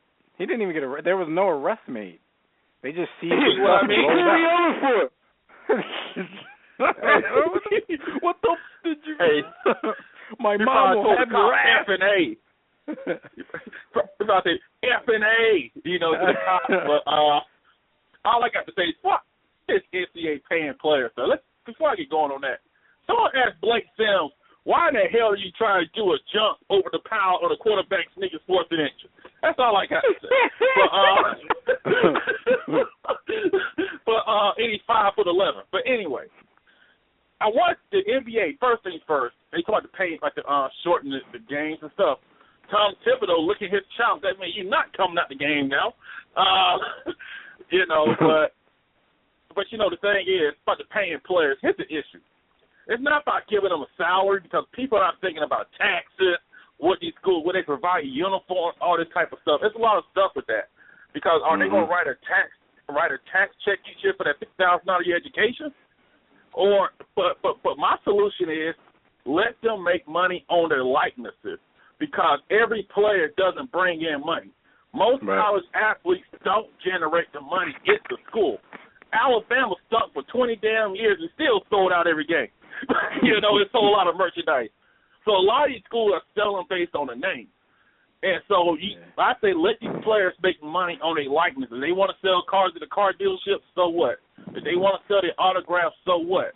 Because the NCAA is selling Todd Gurley jerseys right now. They don't have a name on it, put his numbers on it. I agree with that wholeheartedly, and that's always been one of my positions because I know actually trying to pay the players it's just slippery. It's a hard thing to set up because you have so many other sports who are going to start putting their hands in the trying to put their hands in the pot. So, but one is basketball. But that's my thing. Like, why be so pressed to try to stop these kids from making money on the outside if they're doing something legal? Like, why can't I sell my autograph? If you're going to put me on a video game, then why can't you pay me for putting me on a video game? Like, y'all don't have to stop putting players on video games. Just pay us. You know what I'm saying? Give us something for it. Like, you can't just do that for free. If you're going to sell my jersey, come on. I would say, because that's why they reissue jerseys in college sports. They reissue jersey numbers and don't put names on them, especially college football, because they know they're going to use that as an excuse. When you see your number walking around, they're going to say, oh, no, that's not you. That's Bo Jackson, somebody. So I'm like, look, they should put some kind of rule in place. If paraphernalia with this number is bought in this certain time frame, like, you know, a year, like the year you come until maybe a year after you leave, or to the time you're there, to the time that you leave, if somebody buys a jersey, you should get something from that. Like, I agree wholeheartedly. Don't stop these people from getting paid off their likeness, even if you can't come up with a good way to actually pay college players. It's ridiculous that you can't sell an autograph. Why the hell not? If somebody wants my autograph and they think it's worth something, then why can't I sell it? That's what I don't understand. Especially in the South, where these guys buy everything. This guy named Daniel Moore he started Alabama Auburn Porch was a great moment in their history and everything. Those paintings go for $200, $300, $400 a pop, and people are buying them. So I say, let these guys, because when they say paying players, here's a couple of things on that real quick. You mean to tell me Amari Cooper going to get the same check as the long snapper? No, the long snapper doesn't do it. It doesn't bring any money. The backup quarterback shouldn't get the same amount of money. And then you got to look at these other non-revenue generating sports like women's basketball, your lacrosse team, the Title IX sports. They want their money. So to me, the best solution is just let those guys make money off their likenesses. And they may have to make a tax deal or do whatever. Because you cannot sit here and sell, like I said, Todd Gurley jersey, and you're up here talking about he's suspended for the year, he's using his likeness, if you're doing the same thing. And I'll tell you this real quick. I know you got to go to get the Fred. First, Florida State going to beat the heck out of Notre Dame this weekend. But let's just be honest about that one. But let's be honest here. Todd Gurley getting suspended, young man, you listen to this. It's the best thing for you because Georgia's running you to the ground because your quarterback's below average. They'll run you to the ground. Get ready for the draft. And that's all I have, guys. Roll Tide, and we're probably going to lose because we suck now. But, all right, well, stay listening because Fred's going to talk about that A&M Alabama game as well. Hey, guys, you know what? One thing real quick. Hey, I know Nikola Mirotic had a good first preseason game. Tell Frank to calm down and don't get too giddy, all right? All right, we let it know. Peace, man. All right, peace out. Roll damn Tide. So, yeah, it's crazy, man. But before we actually get to Fred, one more thing. We do our stat of the week, and it's related to Cowboys running back DeMarco Murray. There's a stat that came out this week that said if DeMarco Murray was his own team, he'd be the fifth highest rushing team in the NFL right now with his 785 yards. You impressed by that stat, Jim? No. And primarily because the number of carries. I mean, I'm impressed by the fact that he's able to have as many yards per carry that he does. But when you compare him, first of all, we're in a league where no one runs anyway. Right. And when you have as many carries as certain teams have, what are you proving? I mean, that one person can carry the load as opposed to two people like most teams have? And that's the thing. Like, I think, the stat is semi-impressive, but I think it's a little bit misleading because of, like you said, I mean, he also has, he's up there in the top 5 or 10 as far as carries are concerned. So like you said, just because it's 2 or 3 dudes doing it versus one, I think what's impressive is that he's carried this load without getting injured. That's the impressive part. But if you're running behind a line that's getting you 5-6 yards a pop, it doesn't matter how many backs are doing it. Like if other teams would let one back do it, then there'll be other backs in this conversation as well. So it's a little bit misleading, but it just sounds great that one person has more rushing yards than, 2/3 of the teams in the league. And that's another thing, that tells you about the league. There's not a lot of running going on in the NFL anymore. Nope. So now that you have a team that's committed to the run, a team that we're not used to seeing committed to the run, now we're all, flipping on our heads. We're all losing our minds because they're actually running the ball and going old school on people, stuff that's worked for years. I don't know why the league is just, totally going away from it. But props to DeMarco Murray anyway, because he is carrying the hell out of that load down there. He might have to carry some more since your man stealing from from Dillard's. So he might get less carries this week. So shout out to him. But, there is context behind every stat. Everybody don't have to just run around being super impressed at everything they hear. So we're going to talk a little bit of college football with Fred Perdue. He's going to go on and give us his games of the week. And, of course, because he covers the Miami Hurricanes, he's going to give us some mid-season grades on each of that team's units, special teams, defense, offense. You know how that goes. So let's get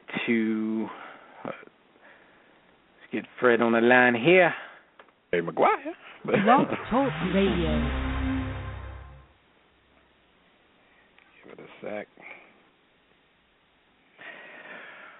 All right, good folks. Of course, as usual, every week we're on the line with our favorite college football guru. We got War Room Sports college football contributor Fred Perdue on the line with us. What's going on, Fred? Hey, guys. How y'all doing? Pretty good, man. College football is heating up. I see that Mississippi State and the leapfrog Florida State for the number one spot. You got Florida State heads and ACC heads all upset about that, saying it's the SEC bias, this and that. But you got to understand strength of schedule. I definitely understand why, Mississippi was able to do that. But look, man, let's get to your games of the week because we know that Florida State is featured in one of those games. So let's go ahead and start it off with number 14 Kansas State versus number 11 Oklahoma. What do you see in this matchup? I like Oklahoma in this matchup, but this is the traditional letdown game for Oklahoma. This is the game that they're probably going to find a way to lose. Kansas State isn't a great team, but they're better than most. Trevor Knight, the quarterback for Oklahoma, to me is the hype is not there anymore. Oklahoma is what they are. They don't really run the ball really well, but they don't really do anything really well. But they're Oklahoma. They're going to beat you with basic talent. They're going to out-talent you at this point in the season. And Sterling Shepard is the guy I want to watch for this game, wide receiver for Oklahoma. Former walk-on, actually. His dad actually played at Oklahoma as well. Actually was a star receiver there as well. The bloodlines at Oklahoma, everywhere you look, there's always somebody's kid is going to Oklahoma to follow in their parents' footsteps. This is no different. Trevor Knight is going to feast on this Kansas State secondary, and I think they're going to rebound from having a game where it wasn't supposed to be close against Texas. Give me Oklahoma. Okay. All right, next matchup, number 21 Texas A&M goes in the face Roll Tide, number 7 Alabama. What do you see in this one? Kenny Hill, he's no longer Trill Hill. He doesn't need to be called any of that. He needs to be Kenny Hill. He's not Johnny Manziel. This team started off hot against a bad South Carolina team that, again, had lost 2 All-Americans on their defensive line and 3 All-Americans in their secondary. This is not the same South Carolina team. Offensively, this is not the same South Carolina team. South Carolina did not run the ball well enough, and that's what happens when you beat a team that's very overrated. Since then, Texas A&M has been in some shootouts. The defense has looked terrible ever since, and we thought their defense was going to be pretty good. On the flip side, Alabama hasn't looked really great on the road, losing to Ole Miss. Not really looking all that great against Arkansas, needing a block extra point. From the first quarter, only scoring 14 points. Blake Sims looks like the guy at quarterback. At this point, I'm not too sure. Alabama, for the first time in a long time, was not able to run the football, and that is their bread and butter. They're not the type of team. Alabama reminds me a lot of what the Seattle Seahawks do in the NFL. They aren't that team you want to come back from behind in. And they don't have that kind of team. Lane Kiffin needs to open up his offense, and Blake Sims is going to have to focus. He use his talents and not be pigeonholed. But the run game has to work for this team to be successful on offense. Defensively, this team is pretty good. They have some breakdowns in the secondary. But when you have guys like Landon Collins and A'Shawn Robinson on the defensive line, who I really love, I think he's going to be a first-round stud, top 5 actually going in, not this year but next year. Once he's a junior, Alabama can say goodbye to him. Give me Alabama for this game. I actually think Alabama's going to win this game pretty comfortably. Okay. We got number 10, Georgia, of course, without Todd Gurley, versus Arkansas. What do you see in this one? This game is this is going to be a game that's going to be pretty boring to the casual college football fan because Arkansas, they run the football and they do it very well. They have their offensive line actually averages more across the board, more weight across the board than the Dallas Cowboys offensive line, and that's quite telling, although the Dallas Cowboys, I think their offensive line is pretty good at this point. But Arkansas, their quarterback in Brandon Allen isn't all that great, but Trey Flowers, you're going to want to watch him as well on the defensive line for Arkansas. But in the end, I think Georgia's going to win this one, even without Todd Gurley, Keith Marshall. Nick Chubb, the true freshman, is going to get a lot of carries just like he did last week. And Hudson Mason's going to have to make some plays. Give me Georgia to win this one by a score of 17-7. Okay, and this is the big one of the week, at least in my opinion, the biggest game of the week. Number 5 Notre Dame going in to see the reigning national champs, number 2 Florida State. What's the situation here? What's up with James Winston? Like, is he going to play? Is he going to ever play again? Like, what's the situation in this game? Oh man, if you just on the field, this Florida State team isn't as good as the last year's edition of this Florida State team. They had a lot of talent on offense leave. You lose Kenny Shaw, you lose a guy in Kelvin Benjamin, both NFL guys. Kelvin Benjamin, a first-round player, going to the Panthers. Jameis Winston also looks human at this point. Carlos Williams replacing Devontae Freeman, who's now with the Falcons. The offensive line doesn't look as great. And I had Cameron Irving, their left tackle, who's now been moved to center. I had him graded out early on as a possible first-rounder. Not too sure yet. But this team doesn't look like the same Florida State team. Even on defense, they just don't look the same. They don't look as explosive. The pass rush isn't there. We've had some scares early on.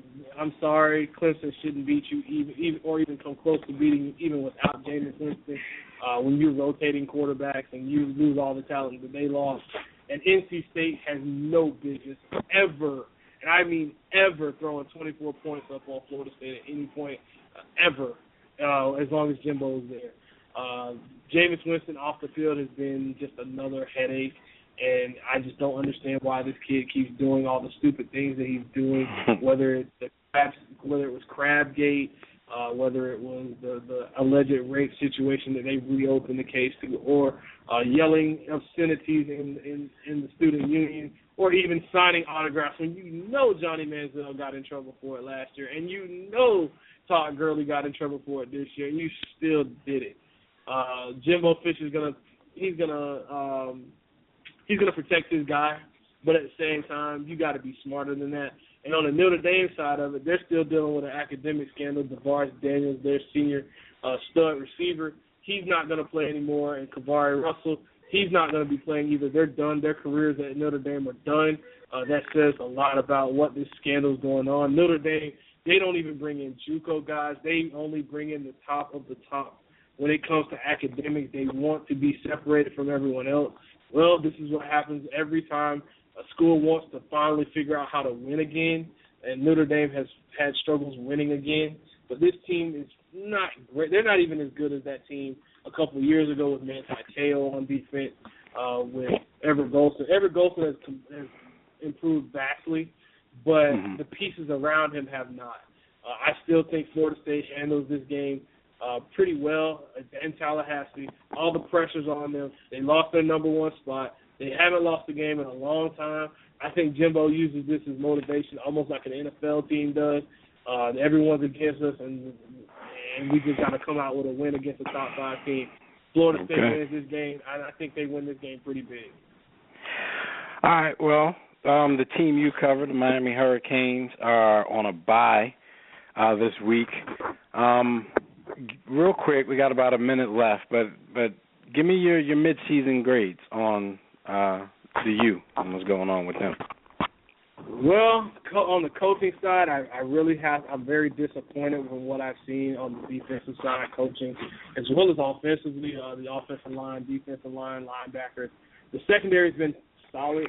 But overall, on the coaching side, I got to give those guys a C+. They're keeping guys' heads above water, but they're not doing the best job in the world. Offensively, as a unit, I give the offense a B- to deal with what they've dealt with. Duke Johnson coming back from injury. You have a true freshman quarterback after having a senior go down, and another freshman leave, and having all those issues. I give them a B-. They have to run the ball more if they're going to be successful. And on defense, I give this team a D. Defensively, this team has just been awful. It just really, from whether it's against the run, against the pass, it's just bad, and I'm just not impressed with what I've seen. They can improve with some cupcake games down the stretch, but this with the schedule with North Carolina, Virginia Tech, Florida State, Virginia, and the rest of those teams that are left in the ACC Coastal, if they even make it, which they may more than likely won't, to an ACC Coastal championship, this team is in for a nice ride of getting a lot of points scored on. All right, well, we'll see what they do in the second half.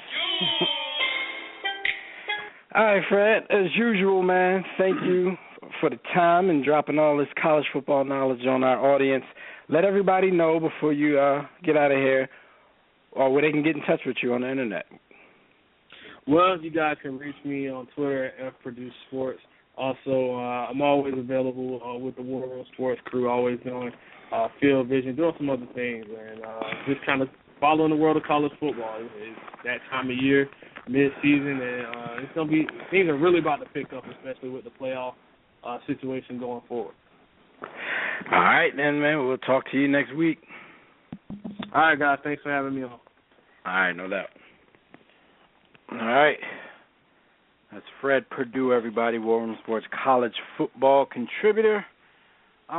Look, and with that, you guys can check out our website at warroomsports.com. Call in and speak with us about any of today's topics. Dial the Digital Extreme Tech hotline at 323-410-0012. Press 1 when prompted. If you're already listening from your phone, just press 1 if you want to talk. Now we're going to talk some NFL football. Wildcats. Football. Yo, for those who don't know, the NFL is brought to you by Stitcher Smart Radio. You can now hear our show, The War Room, on Stitcher Smart Radio. Stitcher allows you to listen to your favorite shows directly from your computer, your iPhone, Android phone, BlackBerry, or Palm phone. If you happen to have a BlackBerry or Palm phone, upgrade, and if not, walk to the roof and jump off. The latest episode is always available for you, no syncing needed, no memory or storage wasted. Go to our website, warroomsports.com. Click on that Stitcher logo and use the coupon code The War Room. That's one word. It enters you to win, some cash prizes. Who doesn't like cash these days? You know what I'm saying? You got to get your money up to whole fight this Ebola going on. So, sign up at Stitcher. Stitcher fights Ebola. See what we did right there? Anyway. No doubt. Let's talk football.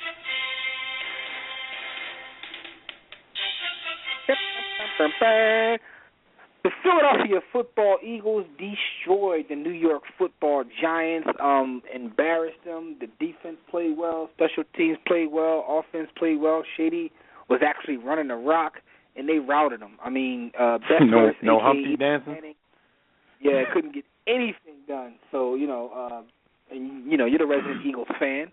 Shout out to Frank Santos, who was talking trash last week about his Giants, and man, what happened to the Giants? I think this was actually, you didn't have to think. This was definitely the most complete game the Eagles have played this season. Earlier in the season, it was a lot of defense being inconsistent, offense not getting it going until the second half. Then you had some games where the defense and special teams shined and the offense couldn't do anything. I said all of that time because you know as well as anybody, I'm never a blind homer. And when there's mistakes to be pointed out, I definitely point out mistakes.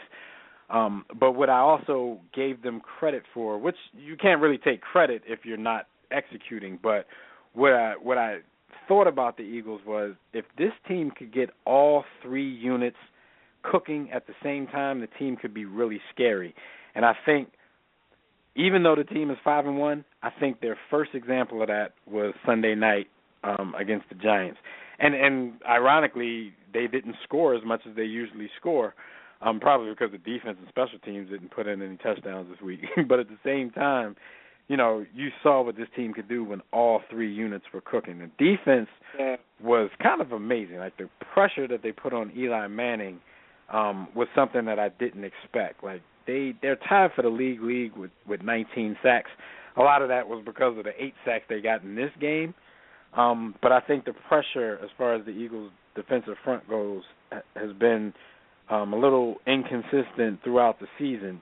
But, hey, it doesn't matter how good of a quarterback you are. If that pressure is coming at you, especially directly up the middle, and you're not a mobile quarterback, then you can make anybody struggle. So if they can, go into the bye week, get healthy, come out and still play like that, they'll be in good shape, even though the schedule coming out of the bye is not that favorable.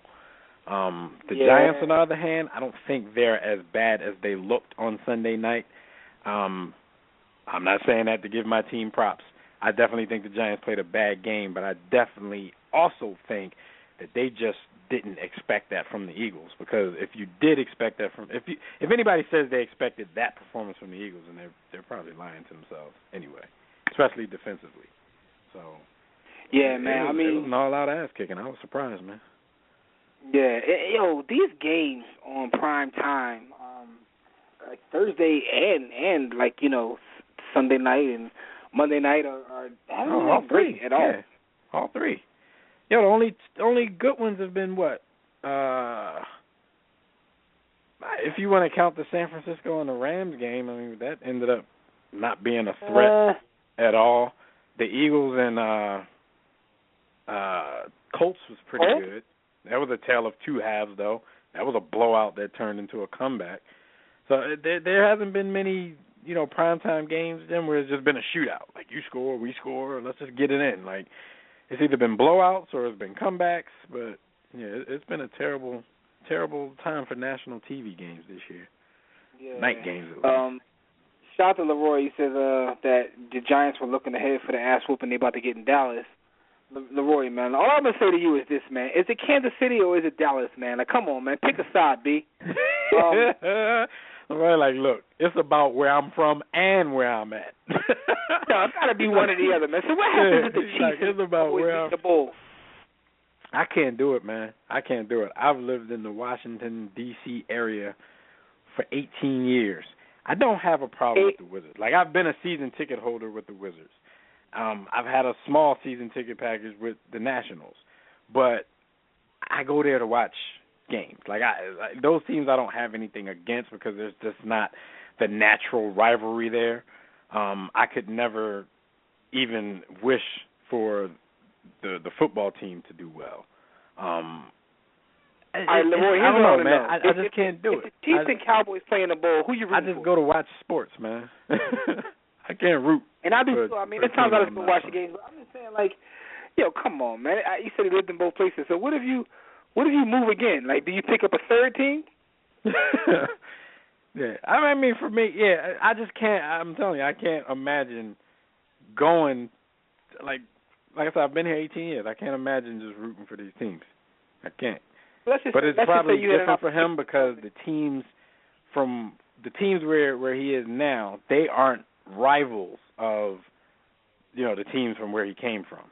So, you got the Chiefs and the Cowboys. Like, they probably see each other once every 4 years. I understand that. And he says he roots for the home team, but when KC is involved, he gets first love. I respect that. I mean, I do the same to a certain extent. Like, I never root against the home team because I like parades when scantily clad young ladies show the group. I like parades, so therefore I root for the home team all the time. But, I'm just talking about, but I'm not like you. KC, he's open about it. Like, when he got 2 chances to have his team winning, because I ain't heard him say nothing about the Chiefs all season. Now it's Cowboys. Anyway. Chiefs ain't what they were last year. Let's talk about his Cowboys, with that being said, because they had a win. They had a win last week, which had their fans going ballistic, and you would have thought they won the Super Bowl. Like, we know that the Cowboys probably have the biggest fan base in all the NFL. Like, it's out of control. But the trolling going on by their fans last week after the game, I'm like, yo, they did beat the champs, but Yo! Oh my God! But we still got 10 weeks to go. Oh my God! Got 10 weeks to go. They won last week. No, I definitely give the team props for going into a hostile environment where this team before that has only lost one game in the last 18, 19 home games. Mm-hmm. So you got to give somebody props to go on the road to Seattle with the 12th man and all the noise and, coming back from a 10-point deficit to actually win the game. They stuck with their game plan when they got down 10 points. They didn't start forcing the passing game, putting too much on Romo's shoulders, making the odds grow that he could make a mistake. They stuck to their guns. They stuck to their game. They seem really committed to the run this season. And if you have the last 3 draft picks from the offensive line that they had, then you damn sure better commit to the run because you got some hogs up front that's going to allow you to do that. So it's definitely a good win. There is, like I always tell people, there's context to every situation. There's context to statistics. On the other side of the ball, I think the Seattle Seahawks went completely away from what they do, because why wasn't this game the DeMarco versus Beast Mode show? Beast Mode, they act like they don't want to give him the ball anymore. I understand Russell Wilson is improving, but, he's still not that guy that you're just going to put the game on his shoulders when you have, a player like Marshawn Lynch in the backfield. And I don't know. So I kind of think they didn't stick to their game plan. Dallas committed to theirs, and they came out victorious in the game.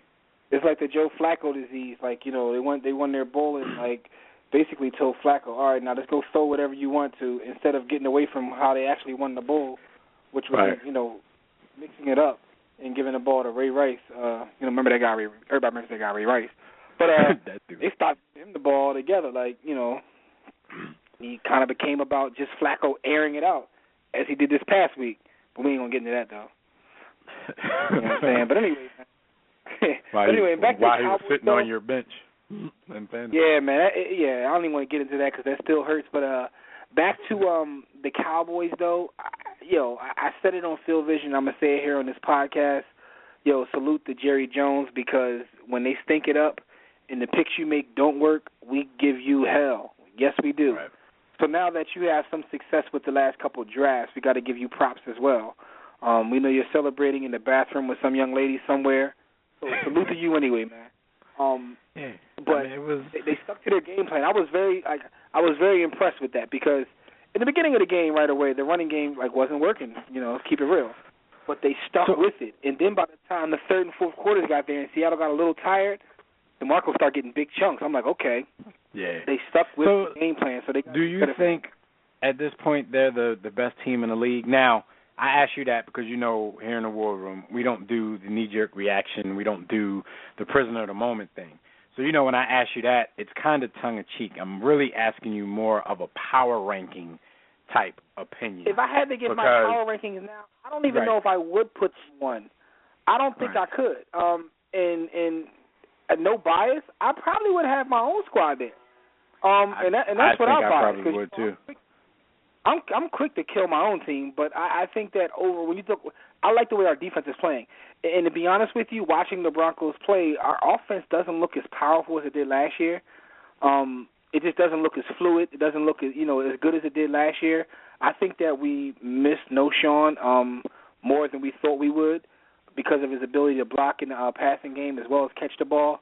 He's done for the season, so his new team gonna miss him too. I mean, and we knew something was up, because when they let him walk without even making an offer, I was like, is he injured? I said that, but I think that we missed that, and the offense isn't as fluid. Of course, they're still dangerous. I mean, with the two Thomases, they're always going to be dangerous, but the defense is playing a lot better. So I probably would have us at 1 right now. There are several 5-1 teams. The Cowboys would be up there, though. I mean, they would definitely be, either top 5 or if not 5, around 6, somewhere around there. But I think they're up there. But it's sort of like Frank made a great point on Phil Vision, War Room Sports, TV.com. But is that you're just not scared of that team. They don't put any fear in. If my team had to play them, I don't fear the Cowboys at all. I just don't fear them. Right. And I think partly because okay, I'm sorry. I think partly because of their defense, and also like, Romo is that guy, but I just know he's going to make a mistake somehow. I mean, he's going to blow it somehow. But I just don't fear the Cowboys. Right. I fear the Packers more than the Cowboys. If I did power rankings, I probably would have them somewhere from 3 to 5. I was looking at Donovan McNabb's power rankings, and he doesn't even have them in the top 10. Oh my God! Which he to me in is the top 10. Yeah, he's still got an axe to grind with the Cowboys and the Eagles. He had the Eagles at like number 8 behind the Panthers and Bengals, who just tied each other. He only had the Panthers like in his top 5. What's wrong with him? He had the Colts ahead of the Eagles, and the Eagles beat the Colts already. Yeah, so it's crazy, but as a fan of the team, like I was saying earlier, I don't go around looking for media accolades for the team. Like, who really cares? Yeah, I mean, but the thing about the Eagles is interesting to see certain people though, because certain people have certain biases, and we know McNabb hates the Cowboys, and we know he has a strong disliking for the way his tenure ended in Philadelphia. So I think he's always going to give those two teams a hard time. But you made a good point about the Cowboys being scary, because statistically, the defense is still giving up the exact same amount of yardage per play that they did last year when everybody thought they were the worst defense in history. The difference this year is that the offense is helping them out more by staying committed to the running game and being able to stay on the field on third downs. They're picking up a lot of third down conversions, so they're extending drives and getting the defense more rest. The defense is playing 12 less snaps per game than they played last season, and that also equates to less time, just pure time on the field. So that's always going to help out a defense. A defense being able to rest is always going to make you look better, because even if you're giving up the same amount of yardage per play, when you need to dig deep and stop that third down conversion or stop somebody in the red zone, you still have something in you. And that's what the Cowboys have been doing a little bit differently this season. But I think if the offense ever strayed a little bit and got away from what they're doing right now and went back to what they're used to, even though they were always a high-powered offense, but without taking as much time off the clock, I think that might start to show in the defense. It might start to expose it a little bit more. But, if the formula keeps working, then the defense will look all right, even if they're not that great. A couple points.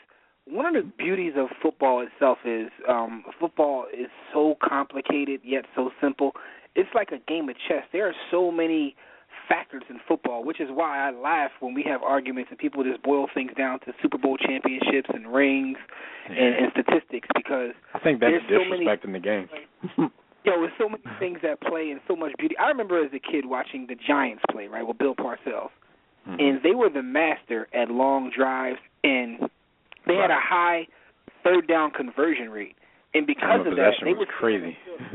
The time possession used to be ridiculous, and their defense seemed to be always fresh. Like, the Giants' defense used to seem to be always fresh. That's because their offense was on the field. Even when they didn't score, they may punt the ball, but they still had the ball like 8 minutes. Like, 8 minutes in field position. They had the Giants. I watched the Giants literally. The Bill Parcells Giants have the ball the entire quarter. Like, I've seen that. Like, so there's so many strategies and things at play, which is why football itself is a beautiful sport. It's like so many moving pieces. It's like chess. It's the consummate team sport. So just those little things in terms of the Cowboys being able to get off the field make a huge difference on both sides of the ball. These are the things that people don't look at when they try to break down what team is good and what team is not good. But football is so complicated that when people disrespect it, well, he got 5 rings, so he's the best. No, that's not what that means.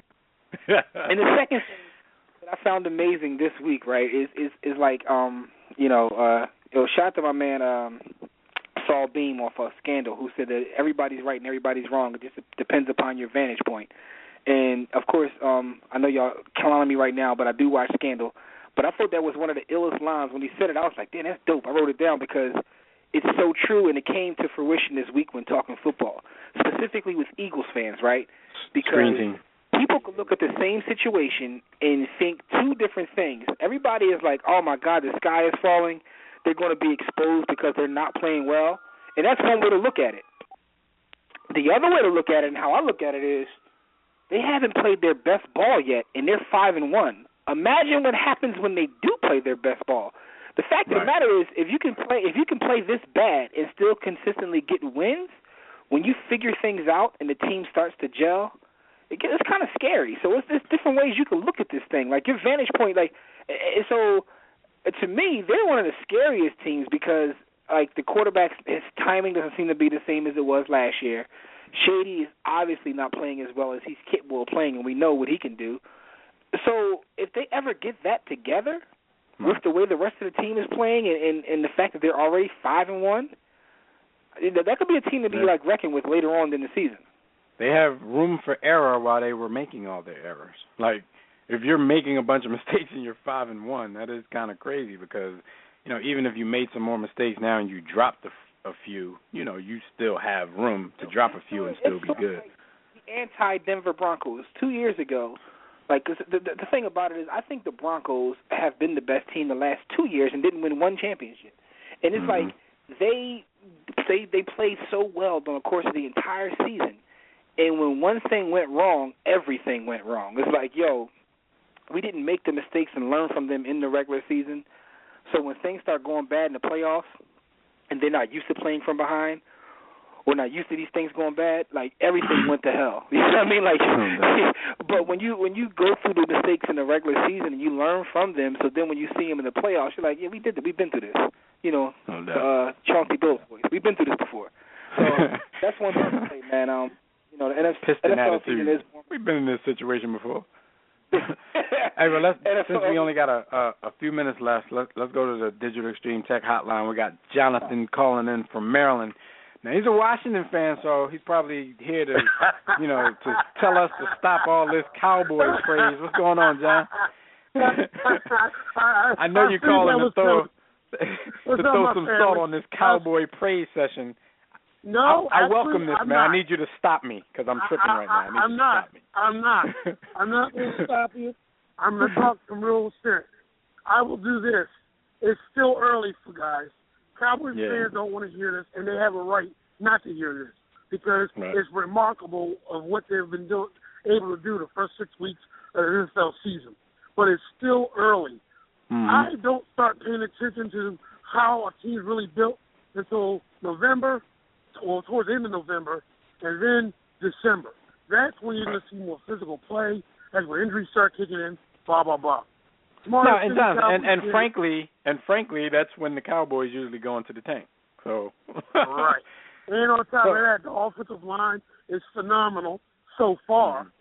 But I still think that defense is suspect. Right now, it's a no-name defense. They found a way to mask some of the problems with some of these teams on offense. But see, let's look at it this way.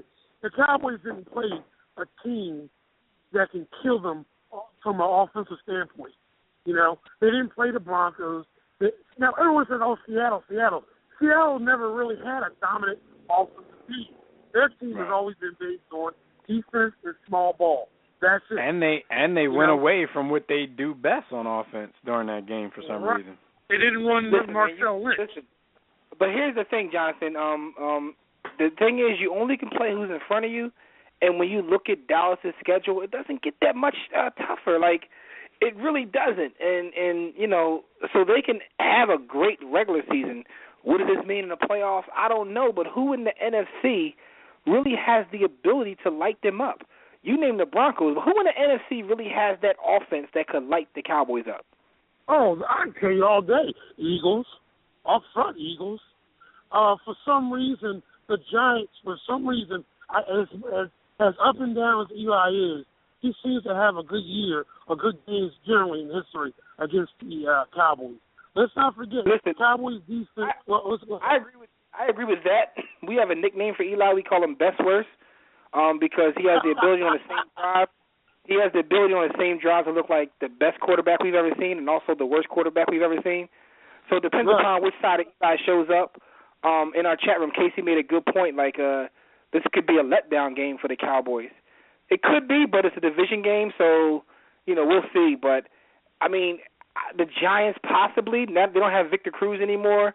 Their running game has been inconsistent, so the Eagles possibly as well, but their running game has been inconsistent. So when you look throughout the NFC, like, is there a team that could just light them up. The Saints don't look. I mean, they already played the Saints and shut them down. The Saints don't look that consistent. So who can really light them up? Who else did they play? Did they play? Besides I'm not saying they played a tough schedule. I'm just saying that when you look at the entire NFC, who is this high-powered offense that has the ability? There isn't any. I mean, the Cardinals. I still think the Eagles are going to take the division. I think that's possible too. But I mean, when you look at the Cowboys' schedule and the way they're playing, barring injury, it's going to come down to those games when the Cowboys and Eagles play late in the season, which is going to be exciting. But I was just talking about, to your point of they haven't played a team that can light them up. The Eagles possibly, but the Eagles have to be on their game. They haven't been on their game. On their game, I think the Eagles could light them up. Outside of that, and the reason why they're winning also, let's not forget, it's also their running game has been nice. But again, NFL teams are not like high school and college teams or some college programs. They actually make adjustments. These teams are going to stop that run, and when they stop that run, and that's what's helping the Cowboys succeed right now. Nothing wrong with it. That's old school football. You stop the run, you run the ball. But when you stop that run and you're relying on Romo, I mean, yeah, that's true, right? That's true, right? Yeah, but let's play devil's advocate here because, and again, I don't like the Cowboys, but I'm just saying as I watch the games, what I notice is this: like with Dez Bryant and even Terrence Williams, guys are afraid to crowd the box because then you have to deal with them one-on-one. And when people do crowd the box, that's when Romo makes plays. So they're kind of using the run to set up the pass, which is old school football. But one-on-one, no one could stick Dez Bryant. No one could stick Dez Bryant one-on-one. So when you start bringing more guys in the box to stop the run, he's going to torch whoever you got. So the Cowboys, and then they have Witten going across the middle, so they kind of have the whole thing working right now. Their timing is down, and that's why it's an issue. You can jump and try to stop the run, but who's going to stick Dez Bryant one-on-one? I'm going to tell you something that another football buddy of me was talking about this. Actually, we talked about this yesterday, my day off. He's a fellow car sales rep. I went to his job just to talk and bullshit with him, talk football, and he said something to me that made me drive home in silence. And you're probably going to do the same thing when I say this comment. Could the Cowboys be a Super Bowl team? I know it's early, but think about that. You just said the I don't want them to, yo. Of what wins because here's the thing, John. I don't want to deal with their fans. I don't want to have to deal with their fans. John, here's the crazy part. But maybe I'm jumping the gun. But let's just look at the facts. You just said the offense. They got the run game. Oh, you stop a run, now you got to respect our pass game. The defense is not as bad as everyone thought it would be. If that happens, man, we're all gonna have to move from America. No, because here's the thing, Jonathan. This past week, they got an impressive win against a good team, and their fans, the ones who've already been bragging, and even the ones who haven't even heard from, they were going off. You would have thought they already won the ball. You would have thought they already won the ball. That team. They clearly dominated that team in the second half. In Seattle, which is very rare. So if they win the Super Bowl, I guess we're all gonna have to move. But I do think there's several teams in the AFC that have powerful offenses that if they made it, they can get washed. But we'll see. Thanks for the call, John. Hey, no problem, brothers. Y'all take care. All right. All right, man. Salute. All right, man. All right. Yeah, man. We definitely all would have to just roll out, man. Well, last thing real quick, Dev. I know we got to get out of here soon. What do you think about Peyton trying to get this touchdown record? You think he gets it in prime time? Yeah, I think he's going to get it, man. I mean, like you said, they got the game on prime time. It's all set up for everything for Peyton. They're going to get it. Yeah. The Illuminati. I don't even think it's going to be – I don't even think you have to wait. I don't even think it's going to be, late in the game or anything. I think it's just going to happen. Not to say that, San Fran's going to get blown out or anything. It should be a pretty good game. But he should get – he's definitely going to tie it, and he should break it. As long as Julius Thomas, as long as they get in the red zone, Julius Thomas will get it for him. I know this because I have Monty Ball as my running back. He's opposite, DeMarco Murray, and I actually also have Ronnie Hillman because I drafted him as security. And the Broncos don't run touchdowns. I mean, they got one rushing touchdown as a team this entire season. Yeah, they get to the 1 yard line, they throw in the fade. So Peyton will break this record. It's set up for him to break it. We'll see what happens, man. But we got to get out of here. Nonetheless, this has been an excellent show, man. Thanks for all the support, everybody. And then, again, thanks for joining us in this War Room. Shout out to everybody in the chat room, those Facebook, Twitter. Anybody who chimed in during the course of the show, we definitely appreciate it. Special thanks to Fred Perdue for his college football games of the week. Remember, next time, same place, same bat channel, same everything. We'll be right back here. Or you can catch us on demand, WRS Podcast Network. Don't forget to check out all our shows. We'll recap Week 7 of the NFL and look forward to Week 8 next week. And also, World Series. Shout out to the Kansas City Royals before Casey Mack kills me. But we'll be talking World Series next week. So until then, enjoy your week, and we'll see you right back here. Catch our conversations on Facebook and Twitter at War Room Sports. Our videos are warroomsportstv.com, and all of our network shows, including this one, at WRSPN.com. Until next time, everybody, don't accept mediocrity and be steadfast in the war against ignorance. We'll see you chumps on top.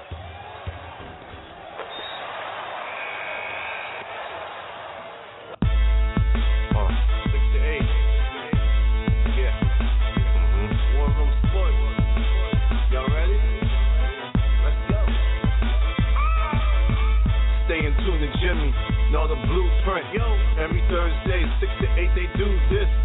Shout out to Dev, PJ, B. Austin, Bay on replay. WarRoomSports.com. Get that mobile app. If not, dial 323-140012. They be going and you sensitive, then oh well. Physical podcast, let's talk sports. Showtime like magic in the block push. Listen live, push one to join in. Rip your team or listen for your enjoyment. Hip hop dollars, pit stop and knowledge. Should be in sports credits, I ain't talking college. 5 guys, no beef though. Corporate secret, but the streets know. Belafonte, I got a G flow. KC royalty, I'm in beast mode. 2 hours, get your game up. Who's the best in sportscast? You better name us. War Room Sports. Yeah, you know, Jimmy, Dev, TJ, Stop Back, B. Austin. I'm shot. Up and coming on the beat.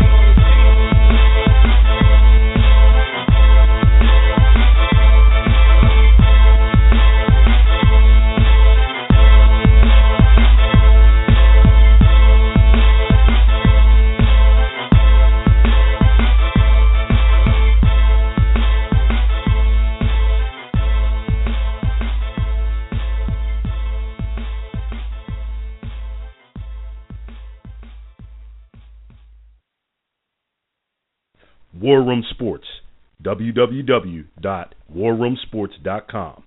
What? Ain't no more to it.